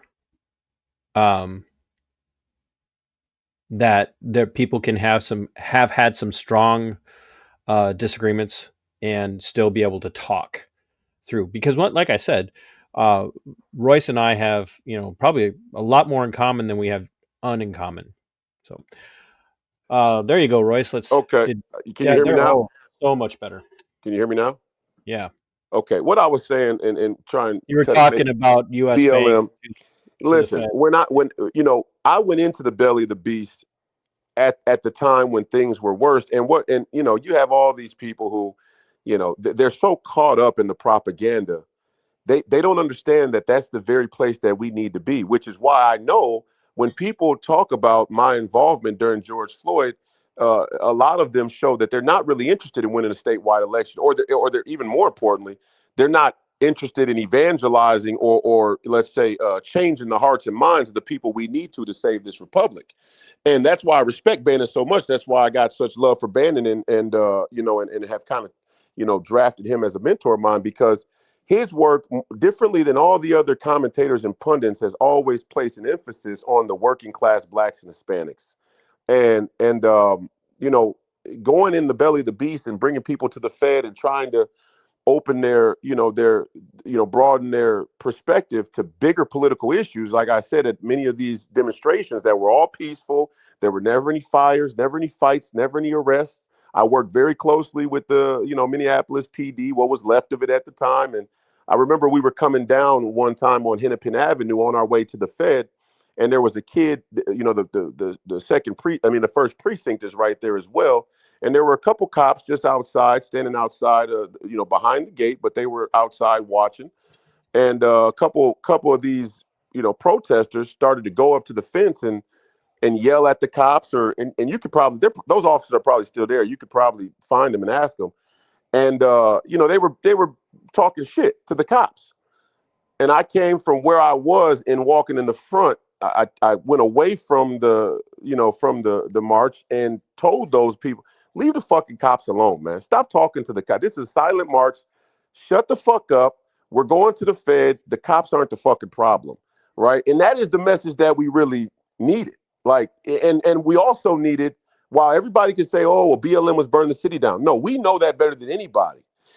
And there were some of us, like myself and the 10K Foundation, the men who were never involved with BLM, the organization, that took up that responsibility. And we took a lot of flack from the BLM activists, because they're very territorial about this kind of 501c3 nonprofit, humanitarian activism space. They're really territorial. They're nasty about it. The LGBTQ dominates that space, and they're gossipy, and they innuendo, sure. And they're liars, right? So they'll just kind of try and tear anybody down who wants to say anything true or isn't with their agenda. So that's what we needed at the time. We needed people to be in there to rebuff and rebuke BLM. Now, but the idea that you could do that without being at those places, being out in the streets, is ridiculous. It's a sign and symptom of how the Republican Party lost this country to both communists and Marxists, as well as the rhino neocon establishment Republicans. Because we, by nature, kind of sit back and want to be in our isolated, individually free existence, and we don't realize that the walls are closing in. We want to stay in some sort of protective, cloistered echo chamber for sure. Why have we allowed the leftists, if we believe in the Bible and we believe in the Constitution, I say this all the time, if we believe in the gospel and the Constitution, why have we allowed, and we really have faith in it, like we really believe in it, why have we allowed the Marxists and the communists to dominate the public demonstration enterprise? I don't even understand. You had said something. I want to ask this because I think it's foundationally very important to where people's minds are at. Mm-hmm. You had said, hey, the cops aren't the problem, and right. In that particular moment, I'm sure the cops probably weren't the problem. Right. Do you believe that it is a mega principle, conservative, actual, genuine, like paleo conservative principle to be 100% backing of law enforcement at all times? Or do you think that law enforcement actually does pose a bigger problem in the United States than just a racist issue? No, that's ridiculous. No, it's not. First of all, I mean, I appreciate you bringing that up. I didn't get to that, but that is a very important point, that the conservative movements, and as such the Republican Party's blind faith of law enforcement in its edifice is anti-American.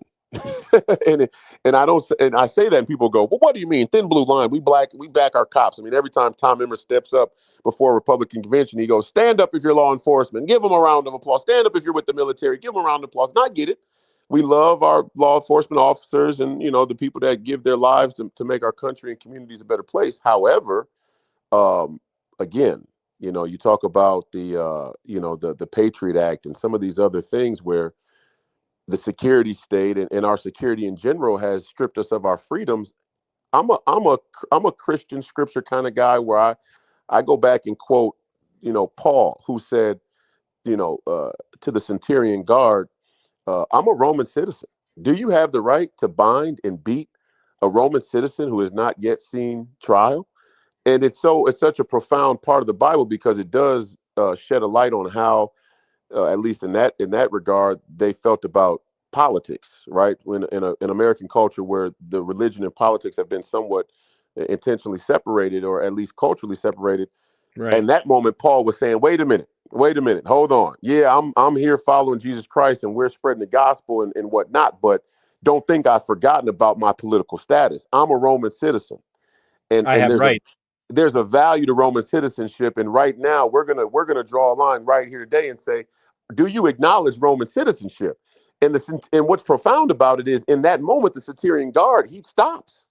He backs off. He looks at the other centurion guard like, whoa, shit, he's right. We can't just we can't do this. He is a Roman citizen. He we has can't rights. just manhandle and treat a Roman citizen anyway. We've lost that sense of citizenship. And when I say we, I mean the Republican Party. I mean the conservative movement. I mean MAGA even. I tell MAGA people all the time, stop acting like support of law enforcement is the be all end all. No, we need to make sure that every cop that puts on a badge understands the significance of citizenship. And we have to make sure that they uphold that. Now, am I on the train that says all cops are bad? No. Do I think what Derek Chauvin did that day was in excess? Absolutely. I mean, even Rush Limbaugh was on air saying this cop was dumb. Now, was his prosecution political? Absolutely. No doubt. His prosecution I was called it rigged. out, and it started the end of my career. It was rigged. It was political. It was something that was a response to what was going on in the city. They had to have a fall guy and a scapegoat in many ways. We are a culture and society that loves scapegoats. So Derek Chauvin's prosecution was political, but what he did that day was fucking dumb. It was ridiculous and it was wrong. Did he deserve to go to jail for life for it? That's for the courts to decide. And there's a problem with our courts, and we know that. But we love the rule of law until Donald Trump's in the crosshairs. Then we're like, what the fuck is going on? It's like, yeah, this is what you. But I think you just hit on something there, Royce, and that's Yeah. one of the things that I really, I wish people would wake up and realize. Excuse me. Is that there's this blind hypocrisy in MAGA, especially, and you pointed it out about this adoration of law enforcement and everybody in the military, and I think that it is one of the great weaknesses Yeah, the of blind spot. Yeah. of them, where you just cannot point it out. Like, I'm covering a story in Sherburne County of a trooper that paralyzed a 17-year-old man doing 100+ miles an hour in response to a guy driving the wrong way down the highway. Yeah. And after an accident happened, this trooper hits the accident scene and now is going to get off scot-free, even though he was clearly in the wrong. And everybody comes out and has basically blamed all the victims. And all the people that are defending this Minnesota State Patrol trooper, Ryan Moser, are all like flying MAGA flags and have Donald Trump in their profiles.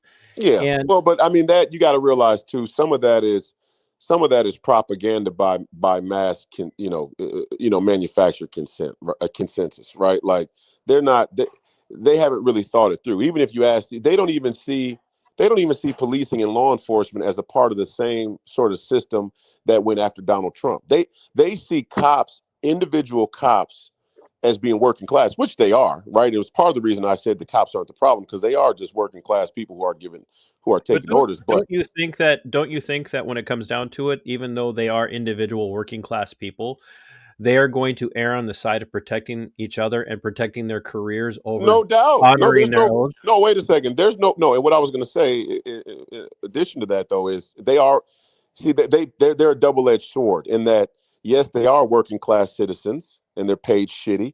and you have a They're sense not, of, though. They're not paid shitty. They're some of the highest paid people in the state of Minnesota. So well, that's true, but I actually do think they should be paid more, because really, here's what the cops are. The cops are off gas for all of the corruption and decadence of the society, which makes their job fair.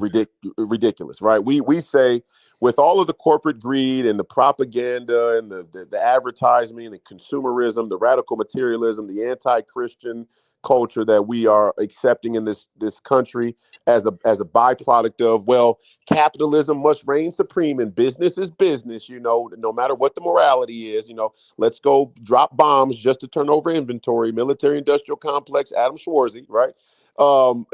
State Department, Adam Schwarzy. But, so there is a point where cops do have an awful fucking job, because they have to basically clean up all of the decadence we're willing to live with to continue to play the empire, right? But at the But same time, aren't they actually the enforcement arm of state well, supremacy? okay, well, wait a second. Now, Ultimately? okay, and this is why I said it's a double-edged sword, okay? Because at the same time, they are the lowest rung of the military-industrial complex. There's no doubt about it. And see, it's very hard for your average American citizen to make that nuanced distinction right there and be able to say both things are true, because it makes it hard for us to know what to do about it then, right? And I have ideas about what to do, with regard to it, but I won't go into it here. But I will say both things are true. Yes, they are working class citizens, but yes, you're right. They will opt on the side of taking orders and following the state, protecting the state, right? Protecting the central banks, keeping law and order. They're never really there to protect you. Sometimes they are. Most times they're not. They're there to clean up and contain. They're there to make sure that the decadence of the society doesn't interrupt the business. And that is, that's a problem. I 100% agree. But it's strange to me to hear you agree, and then I see people who are in your cohort also say that I'm like some type of controlled opposition plant for having been down there, saying that we should be talking about the Fed instead of the cops, while also acknowledging that the cops do have to rein it in a little bit. Well, look, I don't know I don't know that particular argument, so I haven't seen that Oh, particular I see all argument. kind of people in your thread, or when you make a comment, or like on the Rocks and Cows page, I saw people say, well, Royce White's a BLM plant, or he's a leftist plant, or it's like, it doesn't get no more, honestly, and I'm not saying this to toot my own horn, it don't get no more MAGA than me. The reason why the establishment doesn't like me, the reason why Tom Emmer doesn't like me, the reason why, the Steve Daines of the world don't like me is not just because I'm brash and I have coarse language, I'm unelectable. That's not why they don't like me. They don't like me because they know I'm not with anybody. They know there's nobody behind me. And number one, they think it's audacious that somebody would even think they could win a United States Senate seat without some vertical integration of special interest and lobby money. So they're kind of offended at the very notion that I would even think to run for Senate, which tells you how pompous these elite motherfuckers are to begin with. But they also, No arguments about how pompous they are. I mean, I've been calling it out for a but decade. they also know that I come from the belly of the beast. I come from the one community where all of this stuff is festering, and I have the ability to articulate it with some gravitas and with some, with some bona fides, because I did grow up there. So when I go with, like, for example, when I'm at a basketball tournament on the weekend and I have, black men who are, let's say, ages 25 to 55 or 60 come up to me and say, congratulations, man. We love that you're running for U.S. Senate. That's big. I'm supporting you. I voted for you. I'm not sure. You go to talking about things that I've never even heard of, but you sound like you know your stuff, and I'm interested in it, man. I want to keep listening to you. I want to pick your brain about it. That's what the Tim Sheehy's and the Steve Daines of the world are afraid of, right there. And I obviously, you're clearly from a different neighborhood than I am. I did not grow up in urban Minneapolis, St. Paul area, Yeah. but at the same time, I'm also from a neck of the woods that a lot of the people in the inner city wouldn't understand. Right. And don't you think it's going to take a coalition of those two camps coming together and working together to get anybody elected, whether it be you or somebody else from greater, or somebody from outside of the Twin Cities area, the urban areas? Let's say it's a candidate that's coming out of greater Minnesota, from the Rocks and Council region, not the grouping. 1,000%. But and yes, I do. But are you going to be able to build a coalition with people when you tell them, look, I've got more oomph because I come from the inner city and I can reach more people? No. Wait a second. No. That's not what I'm saying. What I'm saying is that's why the establishment is afraid of me, because and part of it is a calculation that they've made where, yes, somebody could come from that, but the problem with it is, number one, usually they don't want to go into the city, and that's just categorically been the case. We can look at the candidates from recent, Minnesota elections alone. Oh, yeah. I mean, Scott Jensen had no shot at winning because he just didn't spend enough time. Okay, but I'm not even. Let's go even further back than that, right? I mean, and it's the only Republican candidates who won were lukewarm, moderate shills who were able to, catch the right election, the right time. They had the right money behind them. They had the right sort of, and even if you see, that's why I hate the word electable. I mean, we should hear the word electable and moderate and fear it. You should hear it and fear it. Those are the death cries of American political culture, moderate and electable, because you could get a Tim Pawlenty, you could get a Norm Coleman, but it doesn't change anything. They're not going to change. They're not going to bust a grape. They're not going to challenge anything. They're not going to upend any status quo. So you could get somebody from the outstate. The question is, will they actually come into the city? The next question is, can they talk to the people to see? See, when I go to outstate Minnesota, we're all on the same page. And people are like, those people out there are racist. I'm like, hell, they seem to love me because they're my people. I love them. We talk about independence. We talk about being a nation. We talk about citizenship. We talk about shrinking the government. We talk about getting the corruption out of central banking and getting out of these wars. We all speak the same language. But can those people come into the city and speak that language? So there is a difference. What do you think and I know when you're using language, you're using it in a metaphorical sense. So right. What do you think when you say speak the language? Right. What are you referring to? What is it? Just what you just said. See, just what you said. You hit the nail on the head. You said that a big part of the Republican platform has become an almost blind faith of the police and law enforcement, and by way of, it's not just one-to-one like cop to citizen. It's also the implications of the courts, which we know that corrupt DAs like Amy Klobuchar and Kamala Harris have misused and misrepresented the law for their own political agendas, in a number of ways. And what do we think that doesn't count in the individual court, cases that they had when they were serving in those? Of course it does. And people were harmed by it. People were hurt by it. And people developed a great mistrust of the state and the government in those situations and in those neighborhoods. Minneapolis, one of them, California, Northern California, Oakland, another one. But so my point, though, is that it's not just about the language, is like, do you speak,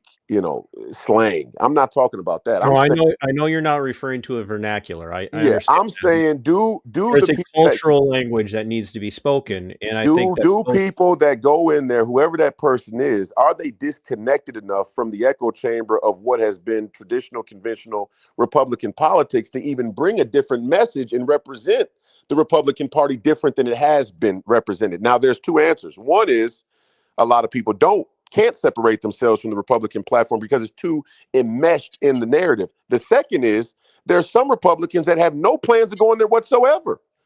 And that's the Tom Emmers of the world, and that's the Steve Daines of the world, and that's the Tim Sheehys of the world, and by what that's the Adam Short.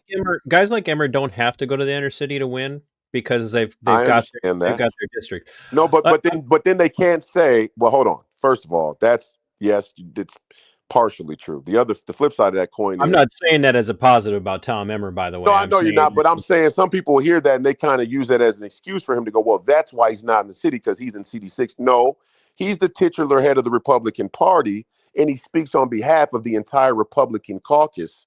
And if he hasn't made it a priority to go into the Marxist-held metropolitan of his own state then he's not fit to lead this movement in this state. And I had his little punk son, Trip Emmer, tell me that there was a romanticism to Trumpism, and I'm not the guy to lead the movement because whatever he said. It's like, no, your dad's not the one to lead the movement because he can't go into the city and actually speak in a way that detaches from that mainstream Republican narrative. And my point of, again, Adam Schwarzy, and it's not just Adam. It's Julia Coleman, it's Kristen Robbins. You know, if it was Michelle Tafoya, even it'd be her too. They have no real plan to go into the city and change. Number one, they don't have a plan to go in with a message to get the coalition that we need so they can go into office and actually stand on the things that they campaigned on. They might be willing to go in and play soft Democrat and try and get the suburban women who are, I don't know, the View watchers. They might have some plan to go and pander to them. But not for much longer. When they get into office, though, do we think that they're going to do anything significant? No, of course not. So the question is what does Royce White? What do you, Royce? What do you bring to the table that's going to bring, like Pat's asking, that's going to bring the natives, the res people, and Greater Minnesota, which is predominantly, as we know, white Caucasians. What can Royce bring to the table that's going to bring the natives and the whites and the inner city, whether they be Hmong or black or even Hispanic now? Yeah. What is it that you're going to bring to the table besides the fact, and hear this for what it is, besides the fact of I'm black and I grew up there? Well, first of all, let's be clear. Like you've said many a times, we actually agree on 90 some percent of the issues, and I know how to articulate the issues at an educational level. So the first thing the Republican Party needs to do, and the first thing candidates need to be thinking about, is long-term election strategies. And when I say long-term, I mean not just a single election, but multiple elections, because the Marxists had multiple generations to brainwash these people.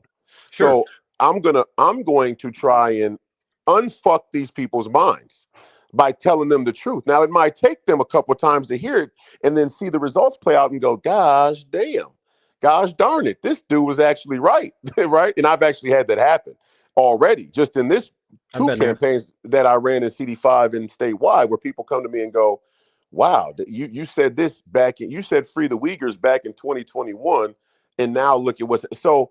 That's part of it, of what I bring is there's a real, and I think an important need to educate people and how to talk to people in a way that's both interesting, captivating, charismatic, and truthful, honest, right? That doesn't have any rails to it, doesn't have any guardrails. And I don't have any guardrails because I didn't come in through the Navy. So I don't have to play this game where we're not playing empire. And so that's, again, to put a cap on it.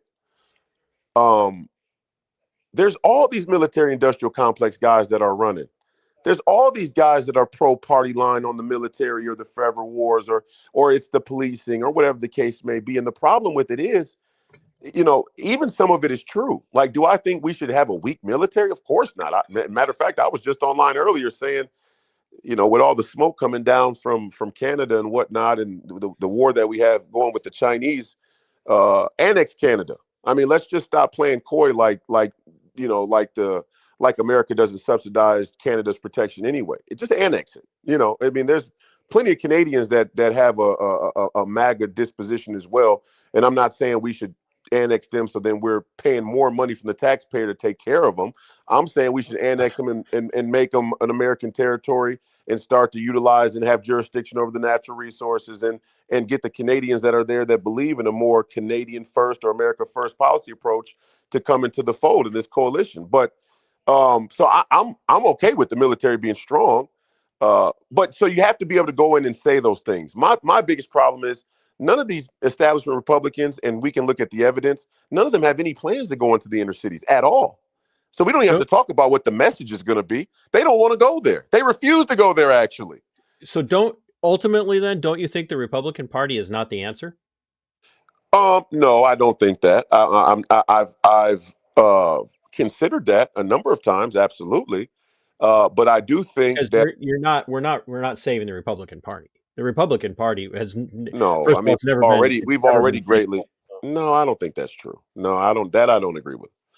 No, I think the Republican Party could be a truly America First party and MAGA party overnight. I mean, if a tenth of a percent of Donald Trump's voters would go into the Republican Party would be saved. The problem is we have opinions and we have we have passion about politics that isn't organized and active, isn't activated. And so, people kind of, I meet people all the time, like at the fair. I met people all throughout the 9 days at the fair, who came and they were from outstate Minnesota and say, "Hey, Royce, we're listening to you on Real America's Voice," or "I heard your radio show," or whatever the case may be. And I'm like, "Hey, are you in your BPOU?" And they're like, "No." And I'm like, "How? Like, why are you not in your, don't you understand that's where the fight is?" And they really don't know that, right? And if there's one criticism I have of Donald Trump, it's that he hasn't placed a big enough emphasis on taking control of the party at a grassroots level. And he could easily do that, and we could really, really save the Republican Party in short order. So I do think we're too far down the two-party system to leave it at this moment. Should there be more parties, and am I okay with that? Absolutely. So But at you would this be moment, on board advocating at the state level then for removing the barriers to 100%. You third have to party finish. You don't even have entrance. to finish 100%. 100%. I don't believe in there being any barriers around major party status. That's a bracket. I mean, that's a scam. Yeah. Well, I can tell you that viewpoint is very much appreciated by a large percentage of people who I frequent political circles with. Do you the end of all of this is Trump's got a limited time left in office. Right. I mean, there's no way he's getting another term. No, well, I'd hold my horses on that one. Well, We're working. Constitutionally and amendment wise, there's without No, that's not violating true. the That's amendment. not true. No, he can run as vice president, 100%, 100% within legal constitutional. Yes, he could, Yeah. but Well, let's I think he should actually. I mean, it'd be if I was advising. Let's say this: if I had the football, if I had the playbook, and people were listening to me, I 100% would tell him, because again, despite the disagreements I have with him, look at all the things we are changing. Look at all the great things that are happening. And there are a lot of them. I mean, too many to count. I mean, we're hitting them with 2-3 things a day that are just kind of overwhelming the system. And least of all is Robert F. Kennedy Jr., the work that they're doing. I mean, we've gotten all the way now to where to say that the vaccines are harmful is no longer taboo or grounds to be censored. It's almost a foregone conclusion. What we're dealing with now is kind of the shame and regret from the vast majority of American public who was fooled into it, that just, we kind of got to say it in a roundabout way so they don't feel attacked. But, you know what I mean? So, I mean, we're making. I'm all right with them feeling attacked on that. I know, but there's just so many of them that they kind of then resign altogether. And that's so I can't cuss at people, but then, 80% of the military took the vaccine, and you can't just come out and say, well, you were tricked, you're dumb. I'm a massive critic of the military people who I know. I'm saying, I using that hypothetically, not you specifically. But my point is, he's doing so many great things right now. And I really do think there are a lot. And I think his team, like Russ Voigt and all these other great guys who have the legal bona fides to really try and go at the administrative state, and they have the stones and the desire to go at the administrative state. Give them another 4 years. Give them 8. You're going to need 8 years. This whole kind of football on this 4-year schedule, this is exactly why they held back the cheating in 2024. And the number one thing we need to do is get rid of the fucking machines. I don't know why that hasn't happened yet. That's a matter of national security. Well, yeah, order. There again, I've been advocating for paper ballots for my entire life. I still live in a district where balloting is done on paper. Yeah. They just have a machine for counting, which I still think that we need to get rid of the machines. That should already have happened. We need to make sure that our elections are secure. And the 8 years, this whole, again, I think that Donald Trump won in 2020. I think that Donald Trump won in 2024 legitimately. I think that the deep state held back the cheating they put forward in 2020 because Donald Trump won the narrative publicly. He formed the right coalition publicly where all the momentum was on his side, and the deep state knew that people were watching too closely and they couldn't quite predict what the fallout would be, what the response would be if they cheated in front of everybody's face again. So they said, you know what? All he has is another 4 years. If you extend it to 8, watch them panic. I mean, the eight, and him being vice president, and he's getting up there. Like, I'm not gonna say he's 80, he's gonna be 80 something. I mean, I get it. But who's gonna be next is a huge question. But I do think that another 4 years with him as vice president and maybe having a Vance step down and let him reassume the role of president would bode well with what we see happening right now. That's my honest opinion about that. That aside, do you so you see, I'm going to use this one. Do you see something like the big beautiful bill, and the way that it was ramrodded through, and the fact that someone like Massey, who opposed the big beautiful bill, is being attacked by Donald Trump as not being a team player? Do you see that as a weakness for Trump? Do you think that that's a problem? Because Massey, I will say this. When it comes definitionally, Massey is more MAGA than most of the MAGA people. I will say that, well, no. First of all, let's be clear. There is all of this potential for people, because remember now, Ron DeSantis tried to out MAGA Donald Trump too. And I don't think anybody believed for a second that Ron DeSantis, well, actually, I do think there's a huge Ron DeSantis cohort out there. I just don't think that they had enough juice to get it done. But there were a lot of people out there who said, well, wait a second, Ron DeSantis is more MAGA than the MAGA people, than Donald Trump. And I didn't believe that for a second. First, you can't trust a Yale guy, number one. But anyway, and the same thing, I still had the same, let's say, I have similar similar concerns about Vance. Although I think Vance is a lot younger, and I think because he's younger, he has a more natural disposition to buck the status quo than a Ron DeSantis would if he had been in there. But so there's a lot of potential for people to kind of outflank Donald Trump and the MAGA movement to the right and say, well, we're more MAGA than they are. We're kind of the hardliners. But there's plenty of things that Massey has voted on or voted against where I'd call question too, like, damn, why'd you do that? And I'm not saying that he doesn't have a good explanation for it. He may have it because he's got an explanation for every one of his votes. And I'll say this: there's all these kind of things that happen in politics in DC behind the scenes that we don't see, where votes go down certain ways for reasons unbeknownst or for reasons that aren't what they appear to be. So if you know anything about DC and the deep state and how the whole backhanded backroom politics really works, you'll see a person vote and they'll say this is why they voted here, but there's some thing going on behind the scenes. But don't you think it's telling that AIPAC and Donald Trump both want Massey out? Well, of course, but my point, well, first of all, I'm as big of first of all, AIPAC is the greatest example of the uniparty in America. Bottom line, there is no, right. When you go to AIPAC's landing page and you see Tom Emmer, Mike Johnson, Scalise, Hakeem Jeffries, Catherine Clark, and Aguilar all on the same row of AIPAC's, supporters.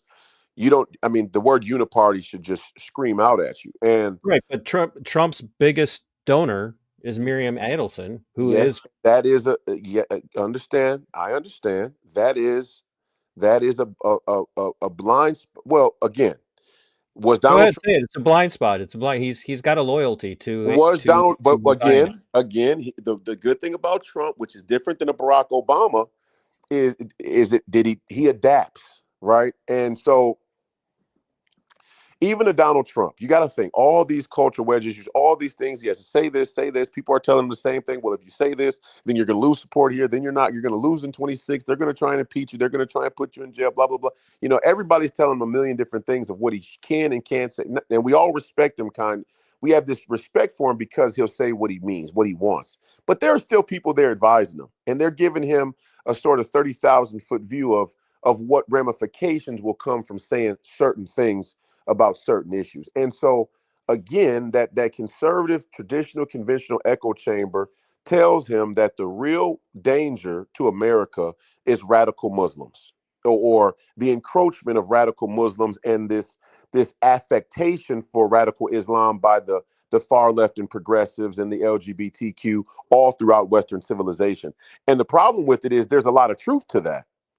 The dangerous part is just because that's true doesn't mean something else can't be true. And what else is true? And if you look at Ilhan Omar, she's a prime example where Jewish Americans funded and helped Ilhan Omar get into office. And we see that again with AIPAC. Is like, not that AIPAC supports Ilhan, because they don't, but they fund both sides.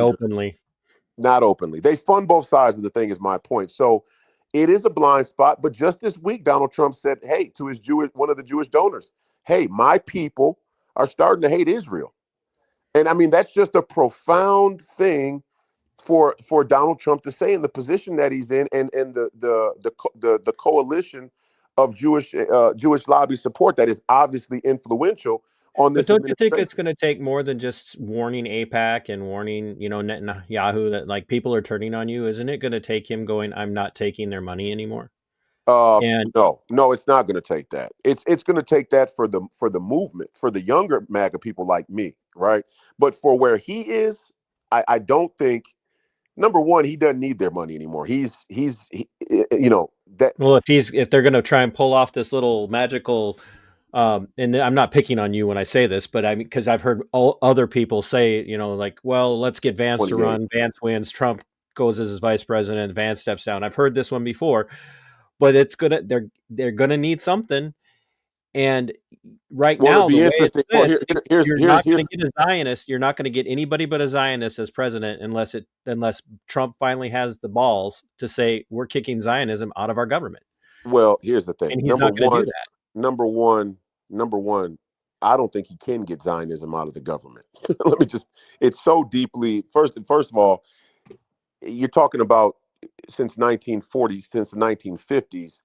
The entire foreign policy of America has been, influenced by the Zionist agenda. I mean, that can't even be argued. The only people who would argue that are like, these hardline, Christian evangelicals is what I was going to say. But they upset me too, and I tell them like it is. It's like, hey, you guys got to get your ducks in a row, get your head on straight here. Just because we love Christ and we love the Bible and we have an affection for Jerusalem, or Israel, doesn't mean we're going to trust Bibi Netanyahu and the Mossad. That's so ridiculous. I can't even. It's hard for me to even talk. That's what I'm trying to get at, Royce. Is that like if Trump is as cagey and a master chess player as they. And I think he's working on it. I think you're underestimating just how significant it is. See, what Trump is able to do is he's able to put people's interests in front of them and get them to move and adjust and adapt based on what they actually want, that they may have lost sight of what they wanted because of their passions, right? And that's Israel. Like, anybody who really cares about the safety of the people of Israel realizes this Russian roulette sort of roll of the dice they're playing with the foreign policy is a danger to the Jewish people, especially if we consider or really believe that China and Russia and North Korea and Iran are capable of being as aggressive as the Mike Pompeo's say that they are, right? So, I mean, they're the first front of that eventual kinetic war, and that kinetic war is coming. So I think when Donald Trump says, hey, my people are starting to hate Israel, what he's saying is, that I roll with my people when push comes to shove. You guys got to start to change. You guys got to take a look in the mirror, and we got to start to. Why not? If he's really looking to send that message, why not tell Israel, Netanyahu and the Zionists and AIPAC, stop this garbage in Gaza, or we're going to recognize Gaza? Well, I think he was. Well, when you remember when Gaza and the whole thing first went down, remember he wasn't elected yet.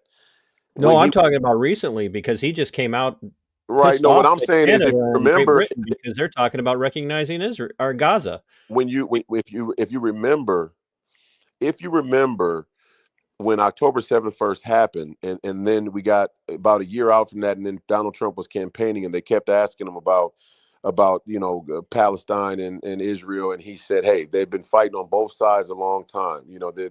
Both of them have done a lot of killing. There's been a lot. He was taking that approach where he was more neutral. Something happened in there, as he got closer to winning the presidency and now won the presidency, where the Israel influence, kind of took over. And you can imagine why. Well, there's a couple of reasons why. One is the Arab Union are just as pro-Zionist as the Zionists. I mean, they can, MBS can say what he wants about Islam, and we condemn these attacks on Israel. He doesn't condemn shit. MBS is as pro-Israel as Netanyahu is, right?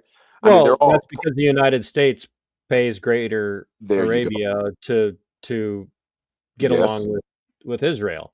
No, I And don't buy that for a second. I think oh that. no, we do. We No, I send know we do. Hold on, wait a billions to second. I Saudi know we Arabia do, but to not I get don't buy news. that's the impetus. I don't buy that's the impetus of it. The impetus of it is there are a lot of these Arab leaders who have to pander to a radical Muslim rhetoric, let's say, or constituency, even though they themselves are more interested in the globalist agenda than they are, the contemplative life of the hardline Muslim, devout, right? So I think that's more what the impetus is. I'm not saying that we don't pay both sides, and we pay. I know we do, but the impulse there is that they got a lot of Arab sellouts to their own ideological framework, right? That's a good example is Erdogan, right? Erdogan is like on October 9th or 10th, he's like standing before 100,000 Turks and going, East versus West, cross versus crescent. We will deliver a significant blow to the West if they do not recognize. It's like, come on, Erdogan, you're sitting there with NATO's nukes. You guys want to be European so bad you can smell it. So it's like, come on, and I'm just not buying it from the Saudis or the Turks or now the the Iranians. They're a little different. They're a little different breed. And the Yemenis, they're a little different breed. So. I I guess where I'm struggling Yeah. is that I don't see what I see as Trump's weakness as ultimately being his great strength in this situation, which is his ability to step back and give Israel what for, because he's had many opportunities to do that, and a strongly worded "my people are beginning to hate you" is not the same as saying we're not funding Israel anymore. Yeah. In fact, that it's the exact opposite. He continues to promise them more money and more arms and more Well, equipment, and and now he's committing more troops. Keeping troops in Syria to I got support problems with Israel's all of that. expansion. Me, myself and Bannon and the whole War Room crew, Marjorie Taylor Right. Greene, one of us, we all got a problem with that. Jack Posobiec, who has always been very supportive of Israel, and I mean, there's all these people who have traditionally been supportive of the general foreign policy frame. Matt Gaetz is another one, right? Like Matt Gaetz went full blown. Wait a minute, Israel should turn in their nukes. Like it's so the tide is changing, and when the tide changes with the lieutenants and the generals, that's why you hear Donald Trump saying, "Hold on, my people are starting to hate." So I do think it's changing, but I will say this: if we go all the way back to the beginning, where people say Royce isn't electable, or the coarse language is either not Christian enough or not, not palatable enough for the average American voter, then how can you ask Trump to go against the Christian evangelicals ahead of a midterm where they're going to try and impeach him and take back the country by the Congress and the Senate? Because if he does, despite how he feels about Israel and Bibi Netanyahu personally, you and I both know that the evangelical Christian community in this country does make up a significant portion of the Republican base. And if he was to say we're going to stop funding Israel, it's very possible that he would lose their support.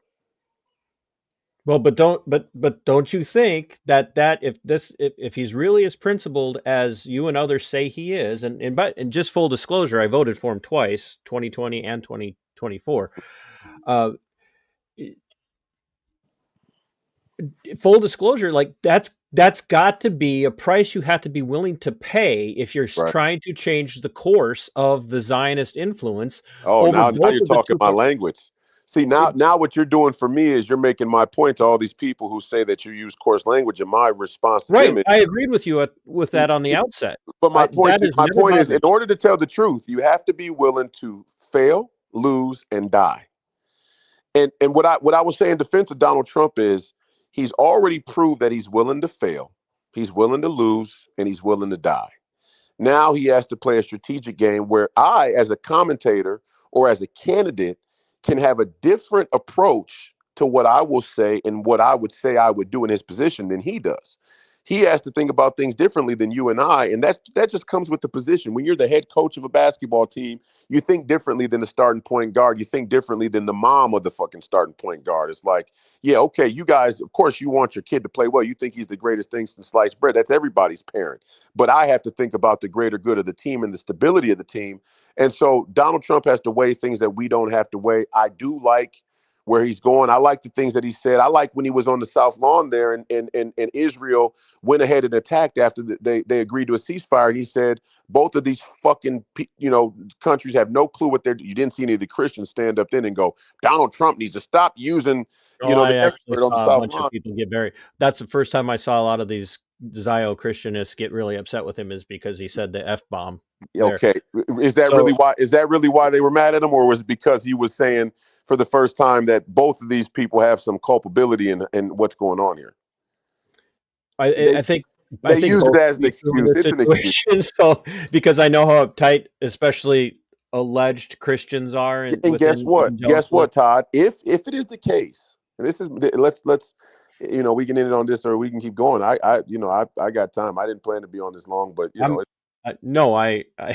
it's a great conversation. I normally start my shows a lot earlier because I go to bed because I get up at the butt crack of the morning to work out for 2 hours. So respect to that. I just rarely sleep. But if it is the case that a Royce White is not electable because both the Marxist, communist, brainwashed metropolitan residents and the Christian, sort of evangelical Protestant conservatives of rural Minnesota vis-a-vis, rural America, both have such strong objections of me telling the truth. Isn't it, from a sort of moral Thomas Massey standpoint, isn't it incumbent upon me to double down on that and say, hey, if I lose, I lose. But I have to tell you the truth, and I have to tell it with some punch. I love truth telling. I'm notorious for not pulling punches especially when I'm, solo.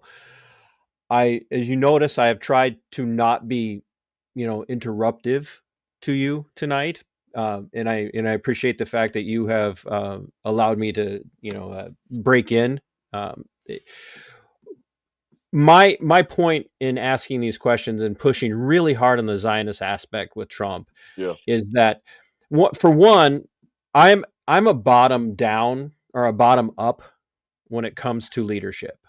I actually think the president is the least important position in the country.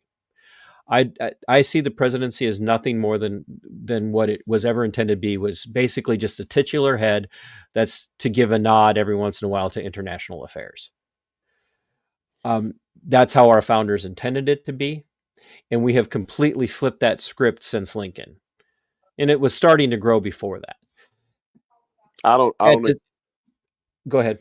I don't agree with that. I think if America is the New Jerusalem and there is a Christian sort of let's say a Christian archetype or a Christian framework to our Western values or our American values, and we look at Christ and the story of Christ, and even all the stories of the prophets and the other great leaders in Scripture suggest that leadership is, in fact, the entire Christ narrative is about Christ's sacrifice being sort of total and absolute in its effect on the mass. So I do think that viewpoint underestimates just how important leadership is. Now, I will say that leadership. Oh no, leadership is incredibly important. I think we've reversed the importance of where leadership is meant to be. No doubt, but I think we went through a couple of different transitions here, and obviously, when we went to because in your theory, I would say that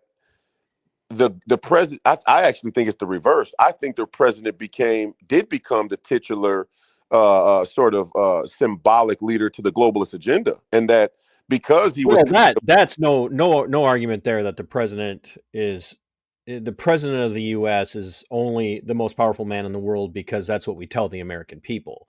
right. But we all know that there are people far above. So you're even talking about two presidents. different things. You're talking about you're talking about culture. And I agree with you that the bottom up part of it is that here's the bottom up part. You get the government you deserve, right? I mean, and so because you keep voting for the lesser of two evils, you're just going to get evil, sometimes at a slower rate. Well, So, I don't see it as evil though. Because if you say evil, well, wait a second. We gotta distinguish here. Again, these distinctions are important in my opinion. Could you say what King David did with? Would you consider King David evil? No, because in the scripture it says that King David was a man after the Lord's own heart, right? And so, right, but it also says that he made many evil decisions. He made many evil decisions, and even the fate of Israel and Solomon's sort of fate as his son and predecessor of the sins of his father. A lot of the things that King David chose to do came to pass and bear down on the nation of Israel, even to this day. Many religious Orthodox Jews and Christians would agree, at least the ones who aren't shilling for the security state. But my point is that doesn't mean that they are categorically evil. So when you say the lesser of two evils, like there's a distinction we have to make, and that's the distinction I guess I'm trying to make for Donald Trump in this idea that I'm more of a fan of dealing with things circumstantially, in that for too long the president has been a figurehead puppeted around by the globalist agenda, and that the unitary theory of the presidential power and the executive office is the only thing that we have, because you're going to need the command of the military and sort of as a byproduct law enforcement and everybody to fight back these people, or else government's gotten so big the only other option would be a complete uprising and revolt of the people, and we know that's not going to happen because people are too fucking fat and lazy, and the high is too good, the marijuana is too good. I'm not against marijuana. I think it's probably better that it's legal, but I'm just saying the drugs is too good. The sugar's too. We don't have to use marijuana. The sugar's too good. I mean, the refined sugar is so good that people would much rather be able to go down to Applebee's and get their fucking 10th cheesecake of the month than stand up to their own government. So when you talk about the point I was but wait a second. When you talk, I just want to say, when you talk about how our founding fathers intended it to be, I agree. But you're also talking about a framework where they envision something very different for the citizen. So if the citizen isn't going to be different and take on more responsibility, then by default, I think we have to give more unitary power, executive power to the president to lead from a top-down perspective, because the people obviously want it this way, or else it wouldn't be. Really historically and nothing more dangerous than what we've already done, where the Christian evangelicals convince themselves that we should be led by Israel, and then the leftists and Marxists convince themselves that we should be led by Bill Gates and Klaus Schwab. I mean, we're kind of. That's where I wanted to go. Is I'm using this bottom up, in my perspective, we're starting to see more and more evangelical Christians in particular, especially people who are coming from more of a Reformed Calvinistic perspective like I do, who are starting to walk away from, even though they were never under the full sway of what dispensationalism was, they were still oftentimes influenced by it without knowing they were influenced by it. Right. And they're starting to really ask questions about dispensationalism and Zionism.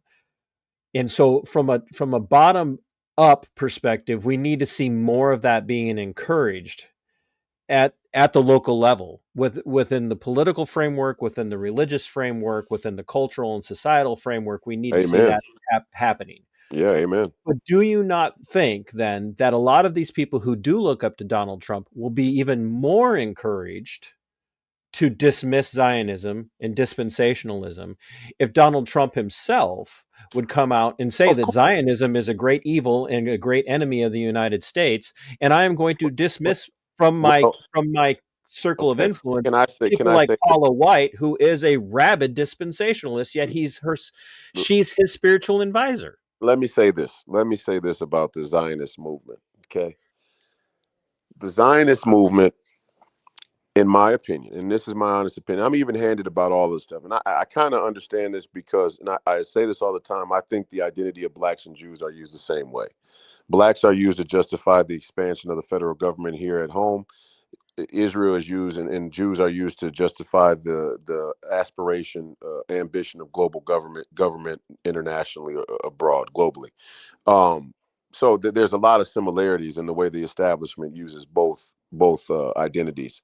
But I will say this: the Zionist movement was never of its own creation, and this is where me and Nick Well, it Flint. rose out of Bolshevism.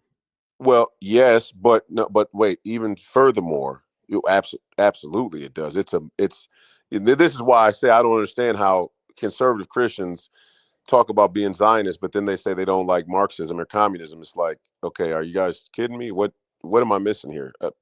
We must have missed that day in history class, but they didn't teach that in It's history because class. they didn't teach it in history That's class. right.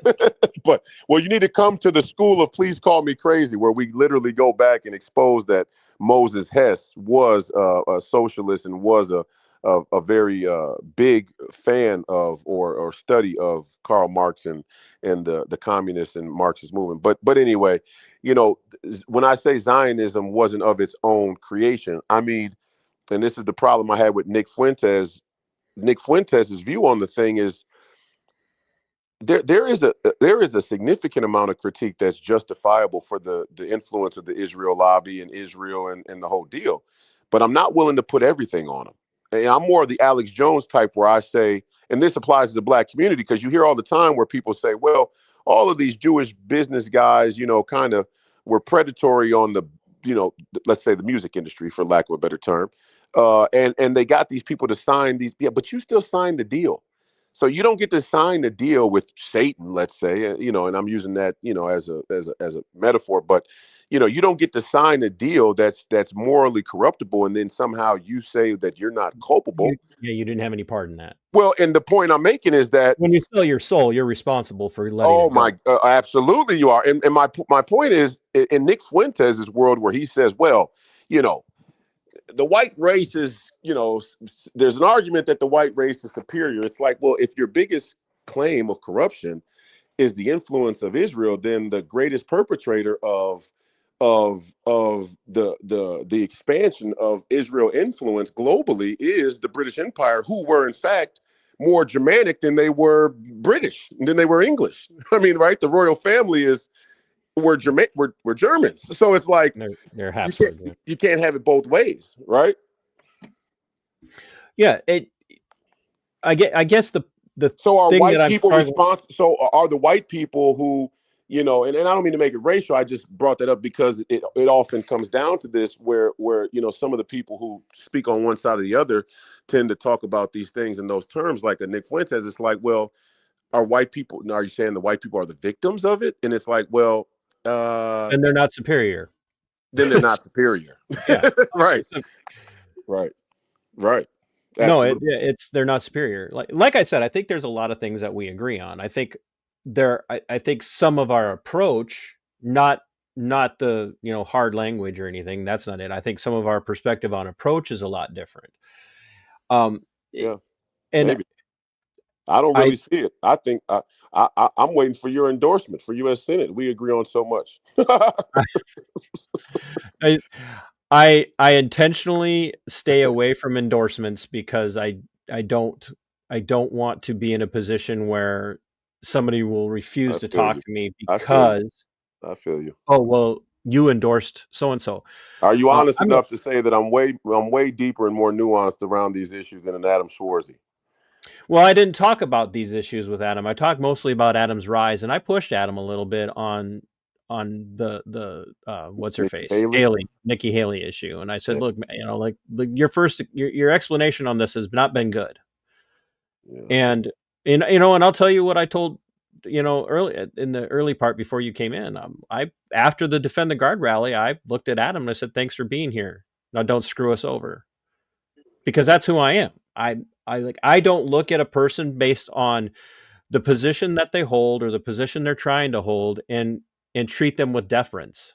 I don't call senators. I wouldn't call Trump Mr. President to his face because he's just a human being like me. He's no better than I am, and he's got nothing over me. He's a human being. I don't call cops officer so and so or deputy so and so. I refer to them by their last name or their badge number depending on how they're treating me. And so I have no problem looking at somebody and saying, like, don't screw us over. And if you fail us, I'll call you out. Yeah. Well, amen. I had You I and had I, Adam you on. and I both know. You and I I both had know Adam on because Nikki Haley is the look. In all of your criticism and mine too, about certain things that Donald Trump has done or hasn't done, we're far better off than we were with the Nikki Haley. I mean, it's not even comparable in my opinion. Nikki Haley, no, and, there's but no comparison here's between him. here's the buried lead. Let me give you some insider baseball. And this type of thing could potentially get me in a lot of trouble, but I'm going to say it anyway because that's who I am. The insider baseball on Nikki Haley, and Adam can say he doesn't know this. I don't trust guys who spent that long in special forces and work the State Department and I don't trust guys who work for the company, who work for the agency. I don't trust what they're saying. I think when Adam Schwarzy talks, to be honest, it seems like he's uncomfortable with the lies that he knows that he's telling. He seems very unsure of the things that he's saying, like he's second guessing, and he's trying to remember what he's supposed to say.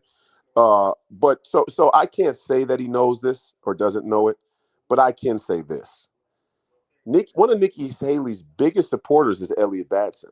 Elliot Batson is the same guy who who put up CC Davis, who brought Matt Brodsky in from out of town, who was running CC Davis's campaign, and they were robbing the campaign. He was getting $12,000-$15,000 a month to be the campaign manager or whatnot.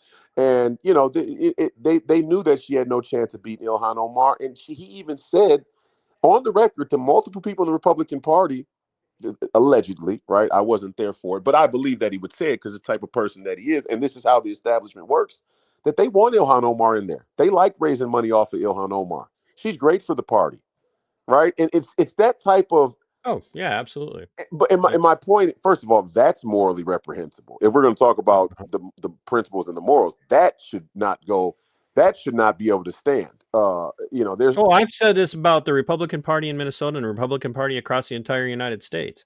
They love to lose because they can campaign to win Yes. because of how bad the person that they allowed their candidate to lose to is. And then they can come and ask for more money from their base. They're controlling the center right of politics. They're the Washington Generals. No, they're really not even the center right. They're the Republican Party is a leftist party. But I mean they're controlling. I agree with you 100%. I mean they're controlling the center right, publicly, like in the public, look of things. Well, they gaslight the hell out of them and then manipulate them. No doubt they do. But my point to you is, does anybody really the Nikki Haley Minnesota connection is not benign or insignificant. Her biggest support, Nikki Haley came to Minnesota so many times to get money, there's a reason why Nikki Haley did better in Minnesota than she did in South Carolina. I mean, it's and my point is, do we really believe that Adam didn't know, that Adam, didn't understand? I mean, to say that you gave them permission to use your name, but you didn't realize it would mean that you were supporting her. Come on. And again, you're right. People can change, but come on. It was just her and Trump left in the race. And it's Nikki Haley. I mean, it's not even like, if he had supported Vivek Ramaswamy, or even if he had support, I even think Ron DeSantis is better than Nikki Haley, although I don't trust him further than I could throw him either. But he's better than Nikki. Nikki Haley is actually the only person worse than Nikki Haley is Chris Christie, because he's 400 pounds and he's just an honorary kind of sleazebag. But Nikki Haley's not much better. She is the actual epitome of everything wrong with this country politically. So I Well, mean, yeah, come on. she's Give John me a McCain. Tulsi Gabbard who was a Democrat before you give me Nikki Haley. Give me Oh yeah, RFK, who was almost damn near a progressive. I mean, RFK, like, and even myself, where people, when at first, again, to reiterate, I never marched with BLM. There are people who claimed or wore BLM T-shirts who decided to show up and march alongside of me, and guess what? I wasn't going to give them no passes. I wasn't going to placate to them or pander to them. I told them, look, the police aren't the issue. The way the money works is the right. issue. You let these people tell you the police are the issue, you're stupid, and you deserve the tyranny you live under. Okay, Nikki Haley ain't saying that about establishment politics.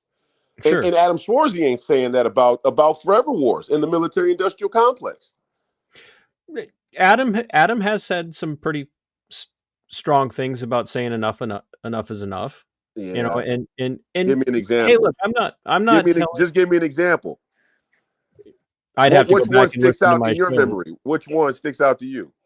Well, just the fact that he was willing to show up at the Defend the Guard rally against the counsel of his political advisors. You're smarter than that, Todd.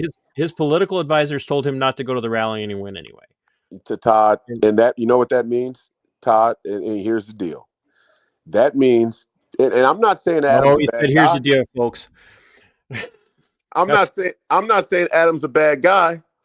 I'm saying that Adam is being put up to do this, and he's being advised by people, and he will always be advised by people because this is a professional, this is a thing to him, this is an operation to him.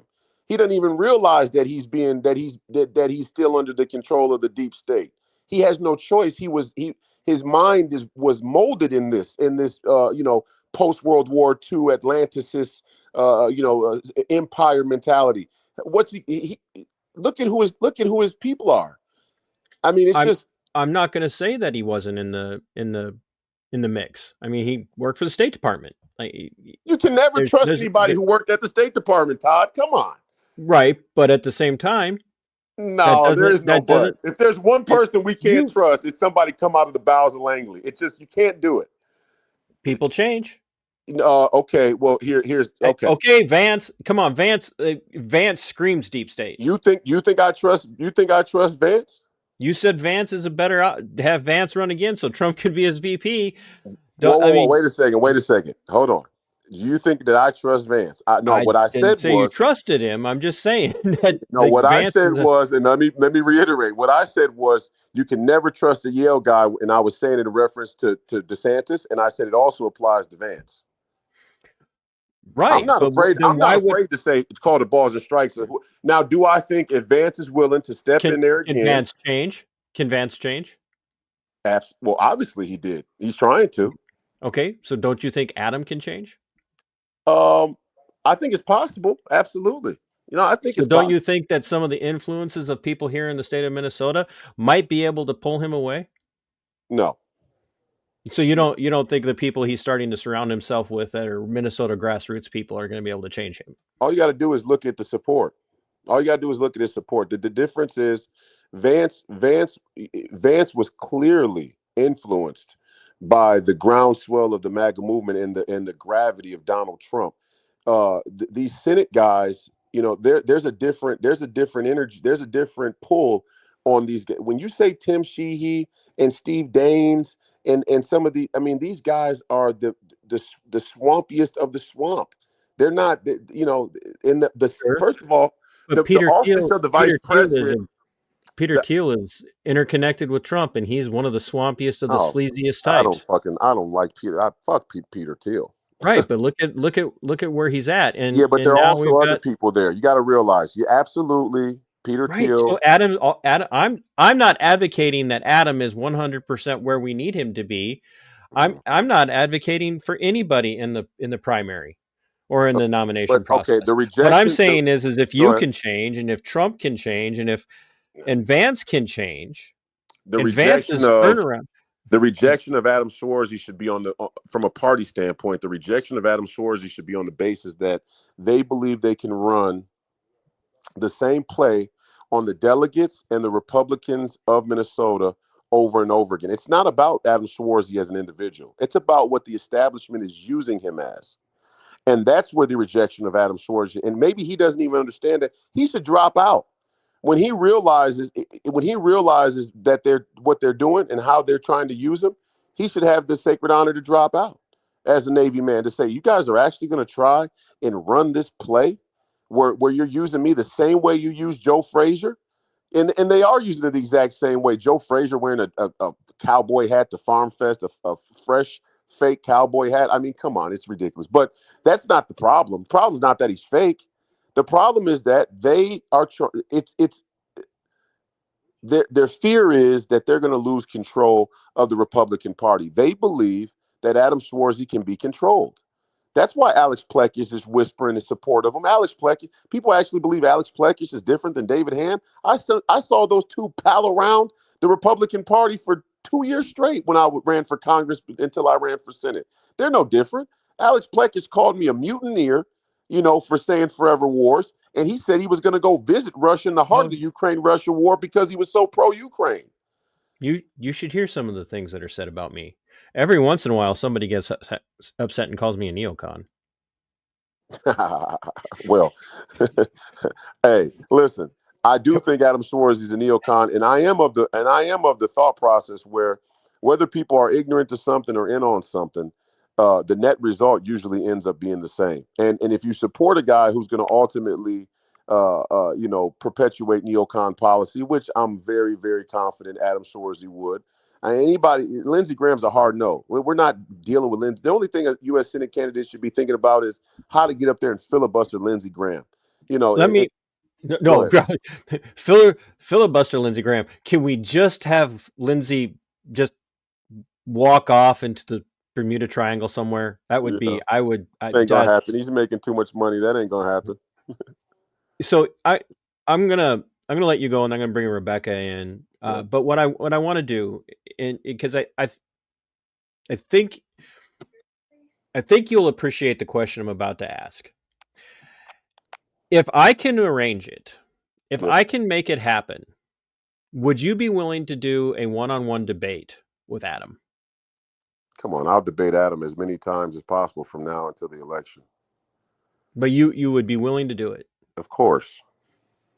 Would you be willing to do it in person or via a platform like this if we can make it work this way? Oh, it doesn't matter to me. Okay.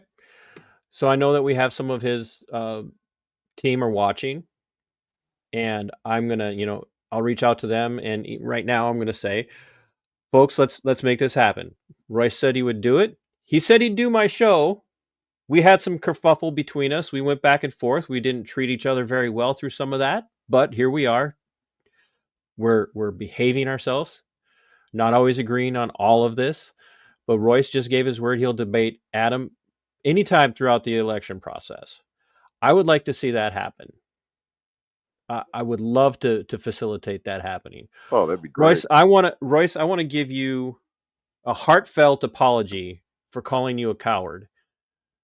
And I did, because I said it several times out in public when I was, saying, come on.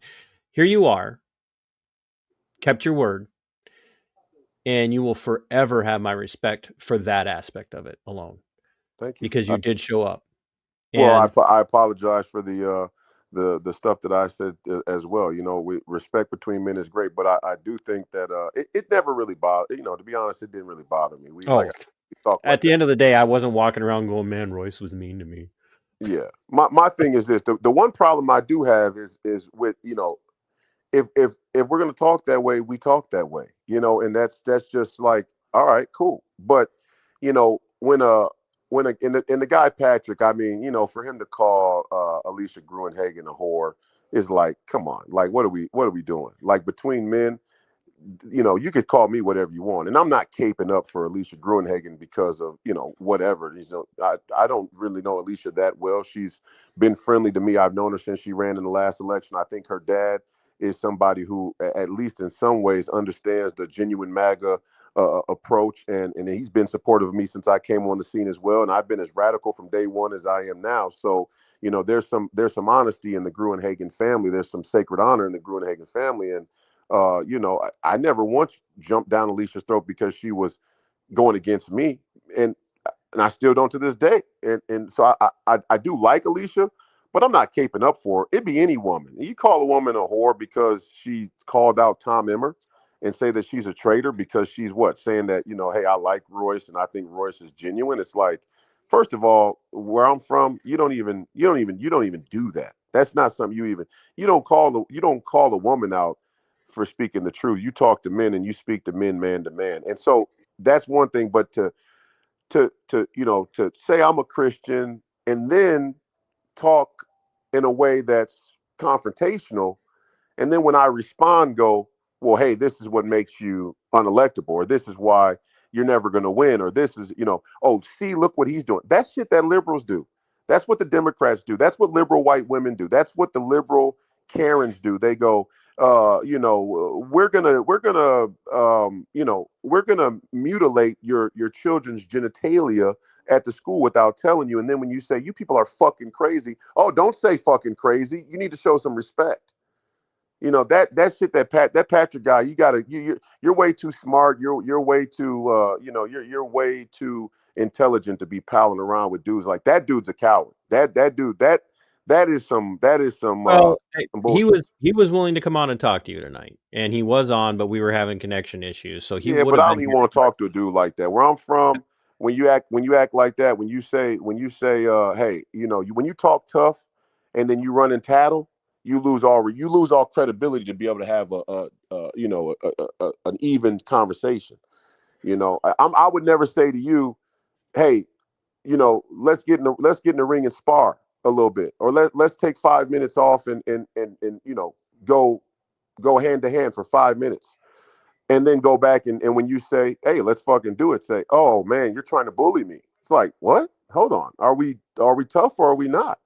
But it's indicative of the entire American culture. And so it's, whether you're Republican, Democrat, Libertarian, there is a double-sided double speak and sort of kind of out of both sides of our neck about the American people. And that's partly why we let the Uniparty capture our country. So I appreciate you saying that and the apology. And I didn't think we got too crazy with one another, to be honest. But we definitely could have talked a little bit more polite. But at the end of the day, Uh-oh. Did your phone die? I think we lost Royce. I think Royce talked his phone into submission.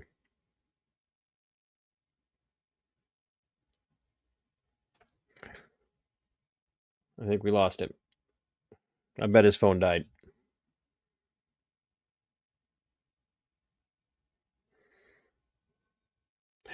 Well, we'll do this for now.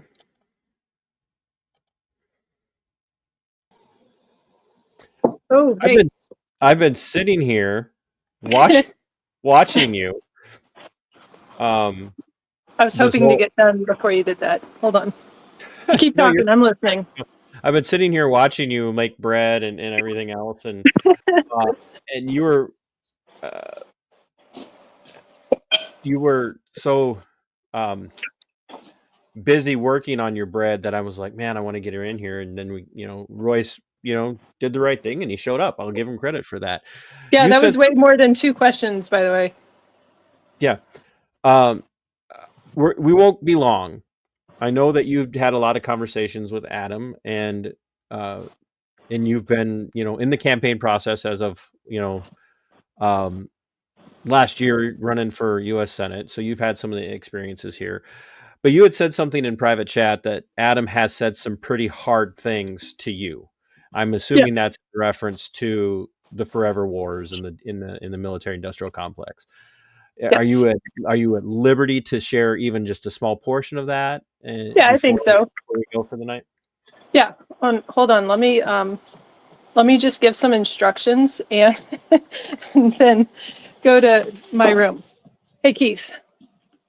Never mind. It'll be fine. Okay. Hold on. We won't be long. So. No, it's fine. I actually am at a pause right now anyways. So, okay. So, yeah, we've had some discussions and here's the thing. I think I got bread flour. Hold on. There we go. Okay.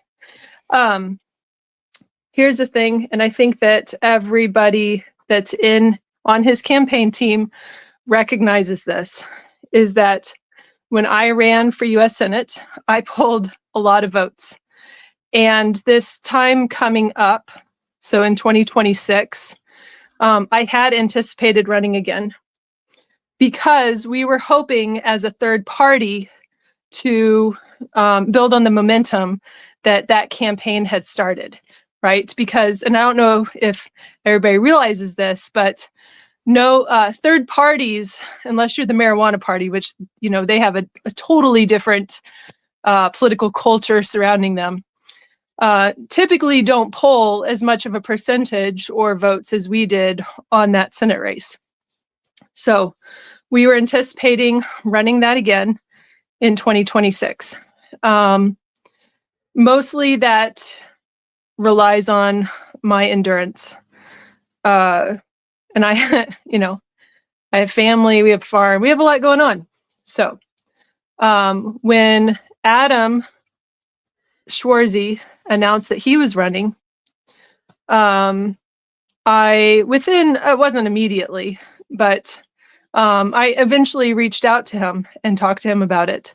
You know, because I wanted to know at the time that we were working on the Defend the Guard legislation, and anti-war issues is like my thing. You know, that's what my main focus on being within the political sphere is. That's what I do. And there's a lot of reasons for that. There's, you know, a background. I have a story. You know, I don't really want to go into that right now. But you know, the Defend the Guard legislation, I was hoping somebody from his caliber and his background and running in that position, you know, we wanted bigger names to come in and build a coalition with us so that we could help get it passed, right? And especially the resistance that we were getting against the Defend the Guard legislation was actually originating from the Republican Party. So we were working on all that. However, when he realized that I was considering running again, I think he got worried. I mean, rightfully so. Like, if a Republican is going to win this seat, that is going to be a very close race. And when you're looking at that already being a very close race, and then you have third parties that are like anticipating that they're going to be part of that, they're looking at those votes as you know, those are crucial votes for them to be able to overcome that. So we had a lot of conversations, and my big thing is that if anybody is going to run as a Republican, and they're going to run, let's say Adam or Royce or whoever it is, it doesn't even matter. You know, they make it, and they're going to be a military-industrial complex guy. I'm going to run against them just to tank their campaign, because it's better to have somebody who's open and honest, like a Democrat. You know, like we might as well just give that. Don't act like you have the moral high ground and then participate in keeping the forever wars going. And if we have a candidate that's like that from a third party perspective, that's the power that I have as the chair of the LPMN, to interject ourselves into that race and just sabotage anybody's efforts that's going to use their position, especially as U.S. Senate, to, you know, just keep the wars going. And I feel very strongly about that. And so you've shared all of this with Adam and other Republicans like Adam. Oh yeah. I have a hard time keeping things like this to myself, as you know. Right. So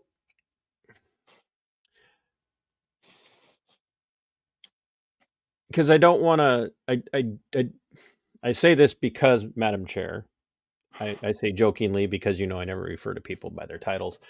You don't endorse anybody either, I heard, because I did listen to the whole thing. It's a very, very, it takes a lot. It takes a lot, as you know, and you know, when you know my story on that. Yep.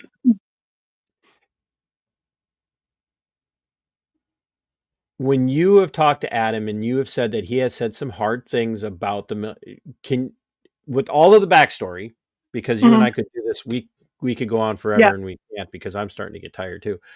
Mhm. And Royce did show back up, and I want to give him an opportunity here in a second just to finish his thoughts. Yep.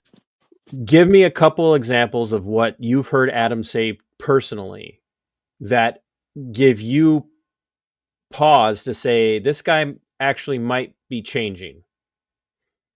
I'm not sure that changing is necessarily the right word, because he came out the door with this. And right from the beginning, he called himself an isolationist. And I was like, yeah, terminology matters, right? Call yourself an isolationist. Oftentimes people interpret that as not just we're going to not get involved in wars with foreign countries, or send money to foreign countries for wars or whatever it is, but also that we're not going to engage in trade with foreign countries. Right. And so, there's so he needed the distinctive difference between isolationism yes, and because there is a difference between a non-interventionist and an isolationist. There's a very clear difference. And so he uses the term non-isolationist, and then that. You mean non-interventionist? Yeah, that's what I mean. Sorry, non-interventionist. And because there was, after the Defend the Guard rally, well, and you've heard me tell, some of my stories. There is kind of a, when you meet somebody that was in the same area of operation that you were in, and he was in the same area of operation that I was in, actually at the same time, ironically, that there is a certain amount of things that happened. And I know that he saw that. I know what I saw, but I know because I knew his unit. I didn't know him, but I knew his unit. You just don't come out of that being pro-war. And I know that he, went on to be a Navy SEAL. He was a Marine when he was in Ramadi, and then he went on to be a Navy SEAL. I do want to make sure that there's also the distinction that military culture is very, very different from the military-industrial complex. When you're talking about the military-industrial complex, you're talking about the politicians and the generals up top that are going to use these battles and these times overseas to help propel their own careers forward at the expense of us. And that is absolutely what happened. That's what I can't even tell you. I can hear it in your voice. So yeah, sorry, I'm about to start but Ramadi was an example of just complete futility. And there is not anybody that goes through that, seeing what we saw and doing what we did. And at the time, believing that we were doing this for the right reasons, this and that. But once you are able to step yourself back from what happened, and because you've seen too much, and that's what it is, you just don't come out of that being pro-war. And so that's the power, the ability that I have. Just me little, which is weird. But anyways, if somebody is going to go into this campaign for US Senate and to be pro-war, there's absolutely nothing that I would not do to make that stop, to make the war stop. Nothing. And if that means, even though I've talked to him, like him as a person, if he were to display, those kinds of example, that kind of, well, he's not really going to, he said he is, but he's actually, like sniffing out the weakness in somebody. Like, I've been looking for it because I'm hyper vigilant about these kinds of people that would use their positions at the expense of soldiers who believe that them joining the military is done for good and patriotic reasons. And it's only until you step back that you realize that you were completely and fully used. So sometimes it takes horrible situations like that for us to wake up. Some of us are fortunate enough to be woke up outside of the major conflicts, and others are unfortunately have to go through hell, like you and a lot of people on your team had to go through. So I'm going to let you get back to your baking, because I do want to give Royce a one, a parting thought, and then I'm going to go to bed because I have to get up and work out, because if I don't get up and work out, my whole day will be shot. So, well, and I just heard my timer go off, so it's good timing. Got to go switch around. I have several more hours of work left to do, but I'm not going to feel bad for you. You chose this life. hey, you've asked for my sourdough also. I'm just saying, this is what I do. I do it for you guys. Yeah, and then you give me all the reasons why it can't happen. So, Well, you live 6.5 hours south. Drive up here. oh, I see how it is. All right, Rebecca, you take care. Yep, you too. Bye.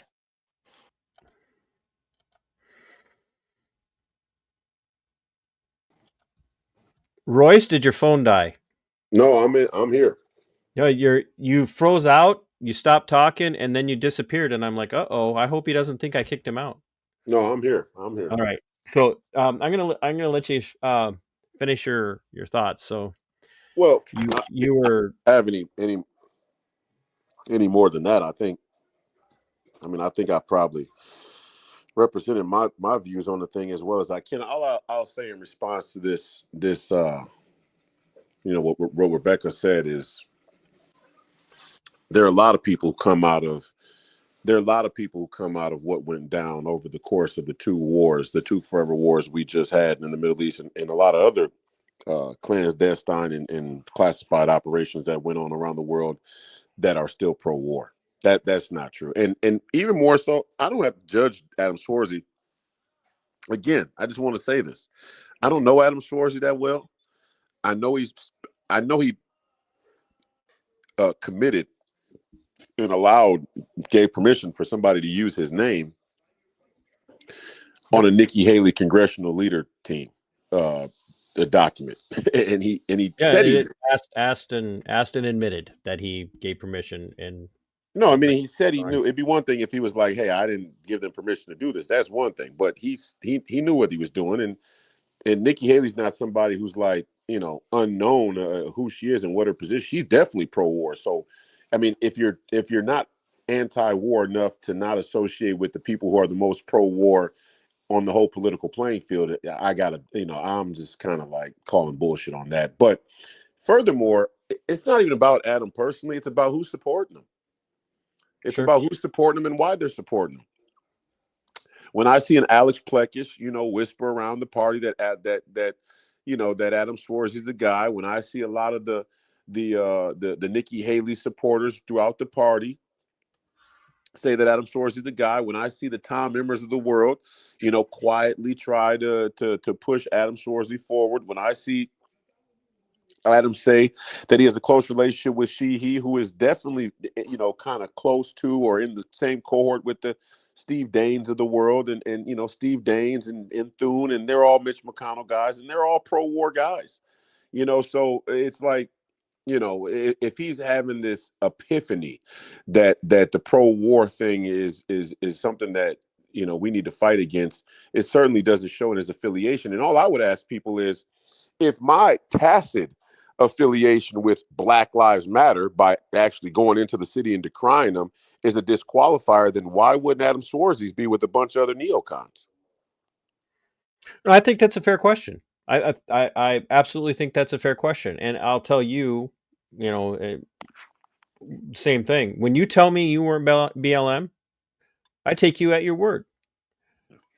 And if Adam's telling me that he is not going to side with the neocons on this, I'm gonna take him at his word until he shows me otherwise.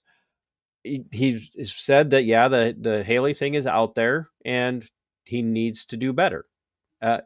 So I I'm encouraged that you said you're willing to have a debate with Adam, and as many as he's willing to do between now and endorsement day and throughout the election.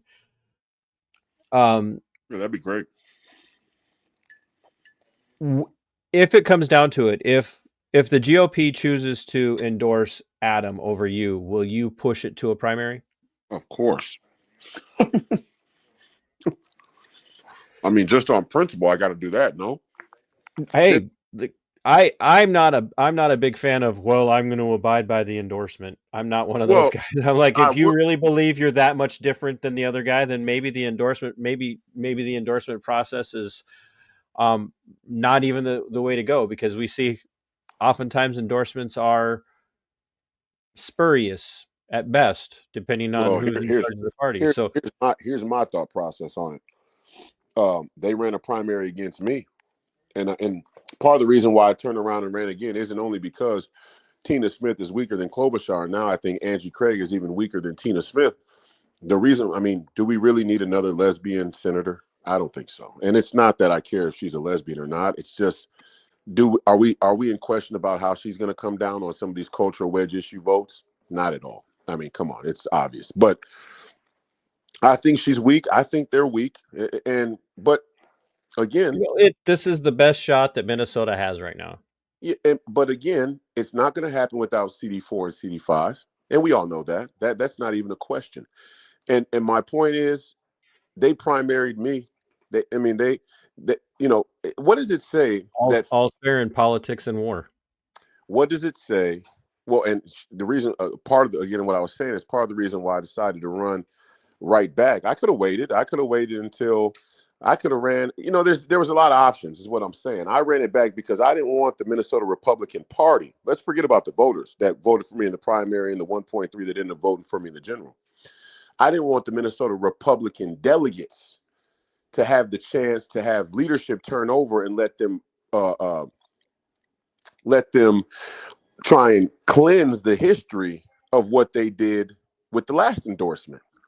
Now, that still should be fresh on everybody's mind. And if anybody has any question about the fact that all of the Minnesota, we won a primary, the grassroots, the Minnesota Republican Party base won a primary. My endorsement and my eventual nomination was the first blow, real significant blow, to the Republican establishment in recent Minnesota political history.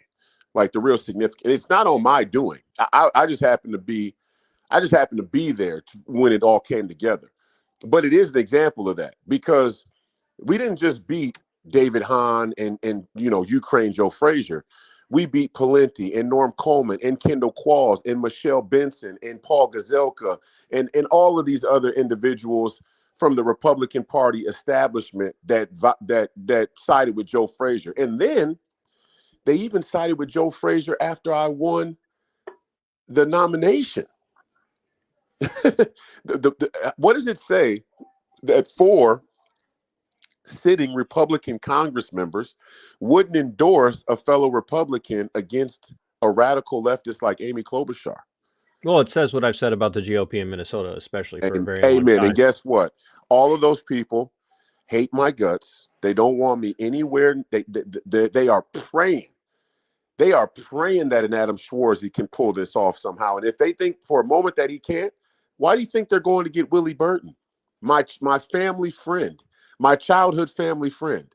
Okay, Willie Burton was engaged to be married to my mom's first cousin, my grandmother, Sandra Pryor, who's Norwegian, by the way. She looks whiter than you do, blonde hair, blue eyes. Her sister, Pam Pryor. I represent that. Her sister, who was like a mom to me as well, my aunt, daughter, was engaged to be married to Willie Burton. This is how close this guy is to me. And they know. I mean, Tom Emmers, he knows exactly who Willie is and how close. Why do you think they're going to tap him? They're going to try and water the vote down as best as they can. I mean, the whole thing is a repudiation against the MAGA movement. They knew they had to accept Donald Trump. They knew they had to accept the America Firsters at the high level, but that didn't mean that they have to accept any of these young radical firebrands coming up the pipeline. And the reason why they can accept Trump but not me is because Tom Emmer knows if I actually pull it off, or if I even get within 5%, the entire power dynamic of the Minnesota Republican Party changes. I And will agree with you on one thing. No matter what we see come out of the next endorsement / primary cycle, the anybody who has any hopes of seeing the Republican Party in Minnesota survive for the next 2 cycles, they have to change their leadership.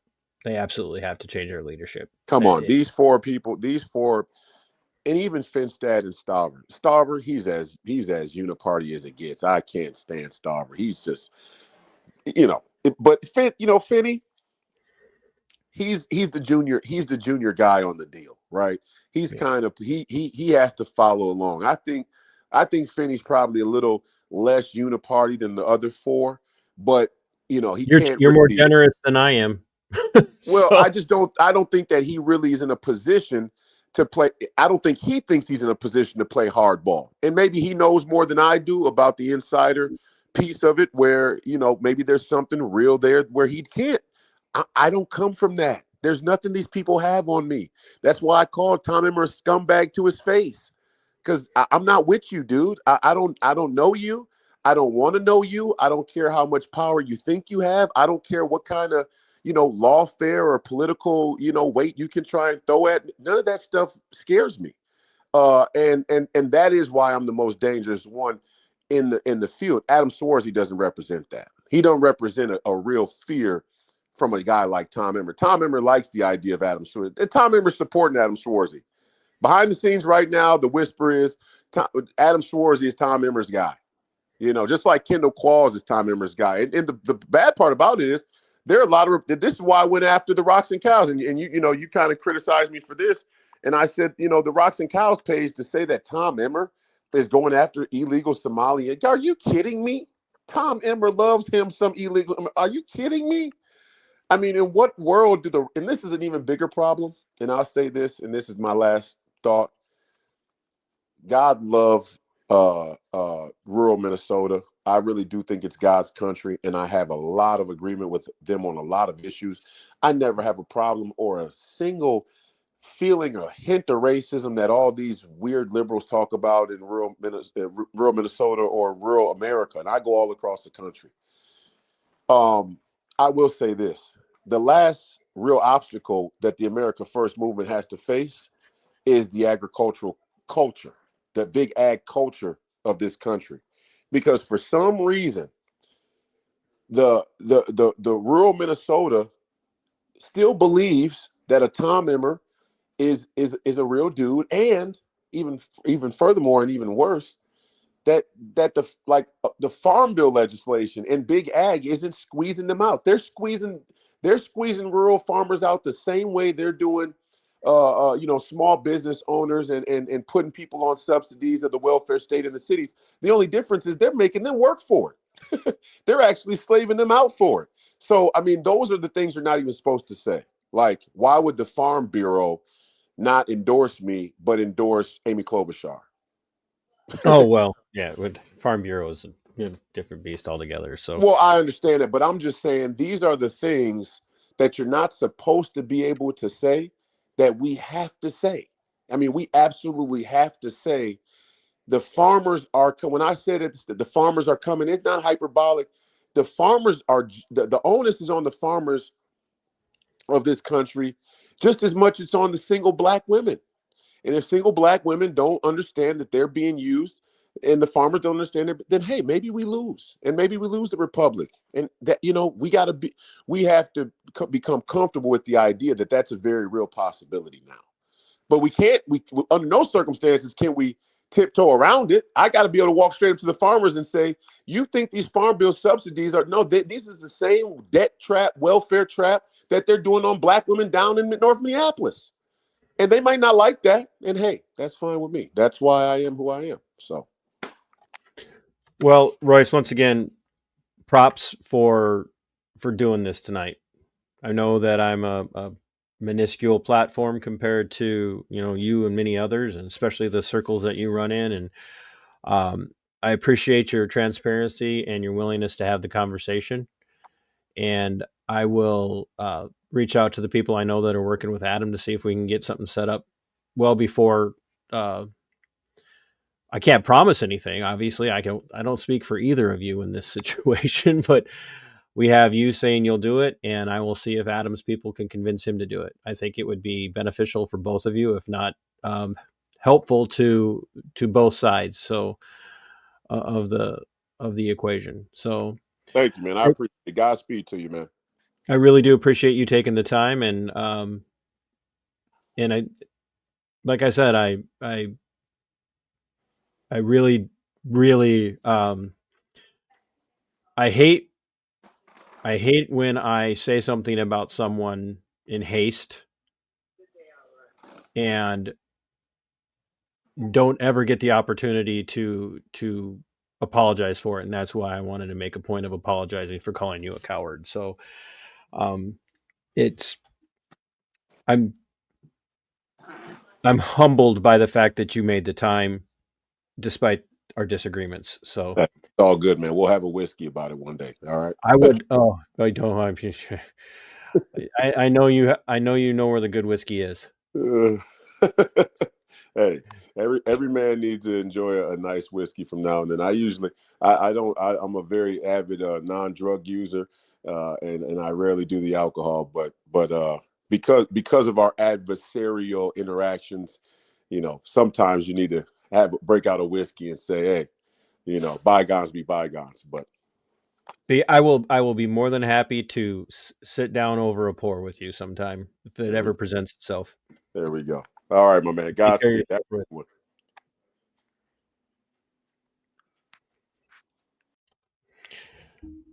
Folks, I'm going to wrap this up here.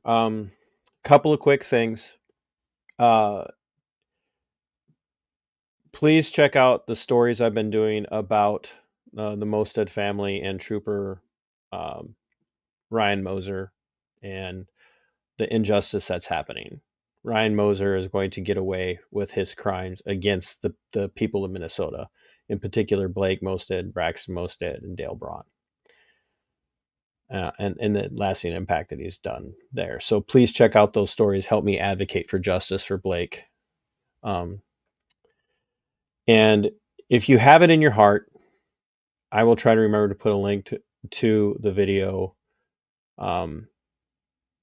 or a link in the video descriptions in both places to the Give, Send, Go that's going to continue to help us take care of medical bills and being in the hole that we're in after Mrs. TC's heart attack back in November. For those of you that don't understand, it's a battle that doesn't go away. A financial burden is always there. And if there's anything you can do, we would really appreciate it. So I will try to remember to put the link in the description of the videos on YouTube and Rumble. Shout out to Bull for showing up to talk for a while, Dennis for being willing to show up and talk for a while. Definitely Rebecca coming in spur of the moment to talk about her experience talking with Adam. And let's see if we can get Adam and Royce on a debate stage somewhere, even through here. We can find a moderator. I will run the board, and we'll see if we can come up with some agreed upon times. Fight for your freedom. It is yours. Fight for your liberty. It belongs to you. Sic Semper. Tyrannus. We are going for liftoff in T-minus 30. Stand by for further instructions, Minnesota Black Robe Regiment. Secondary guidance systems engaged. Minnesota Black Robe Regiment, it will be on my mark.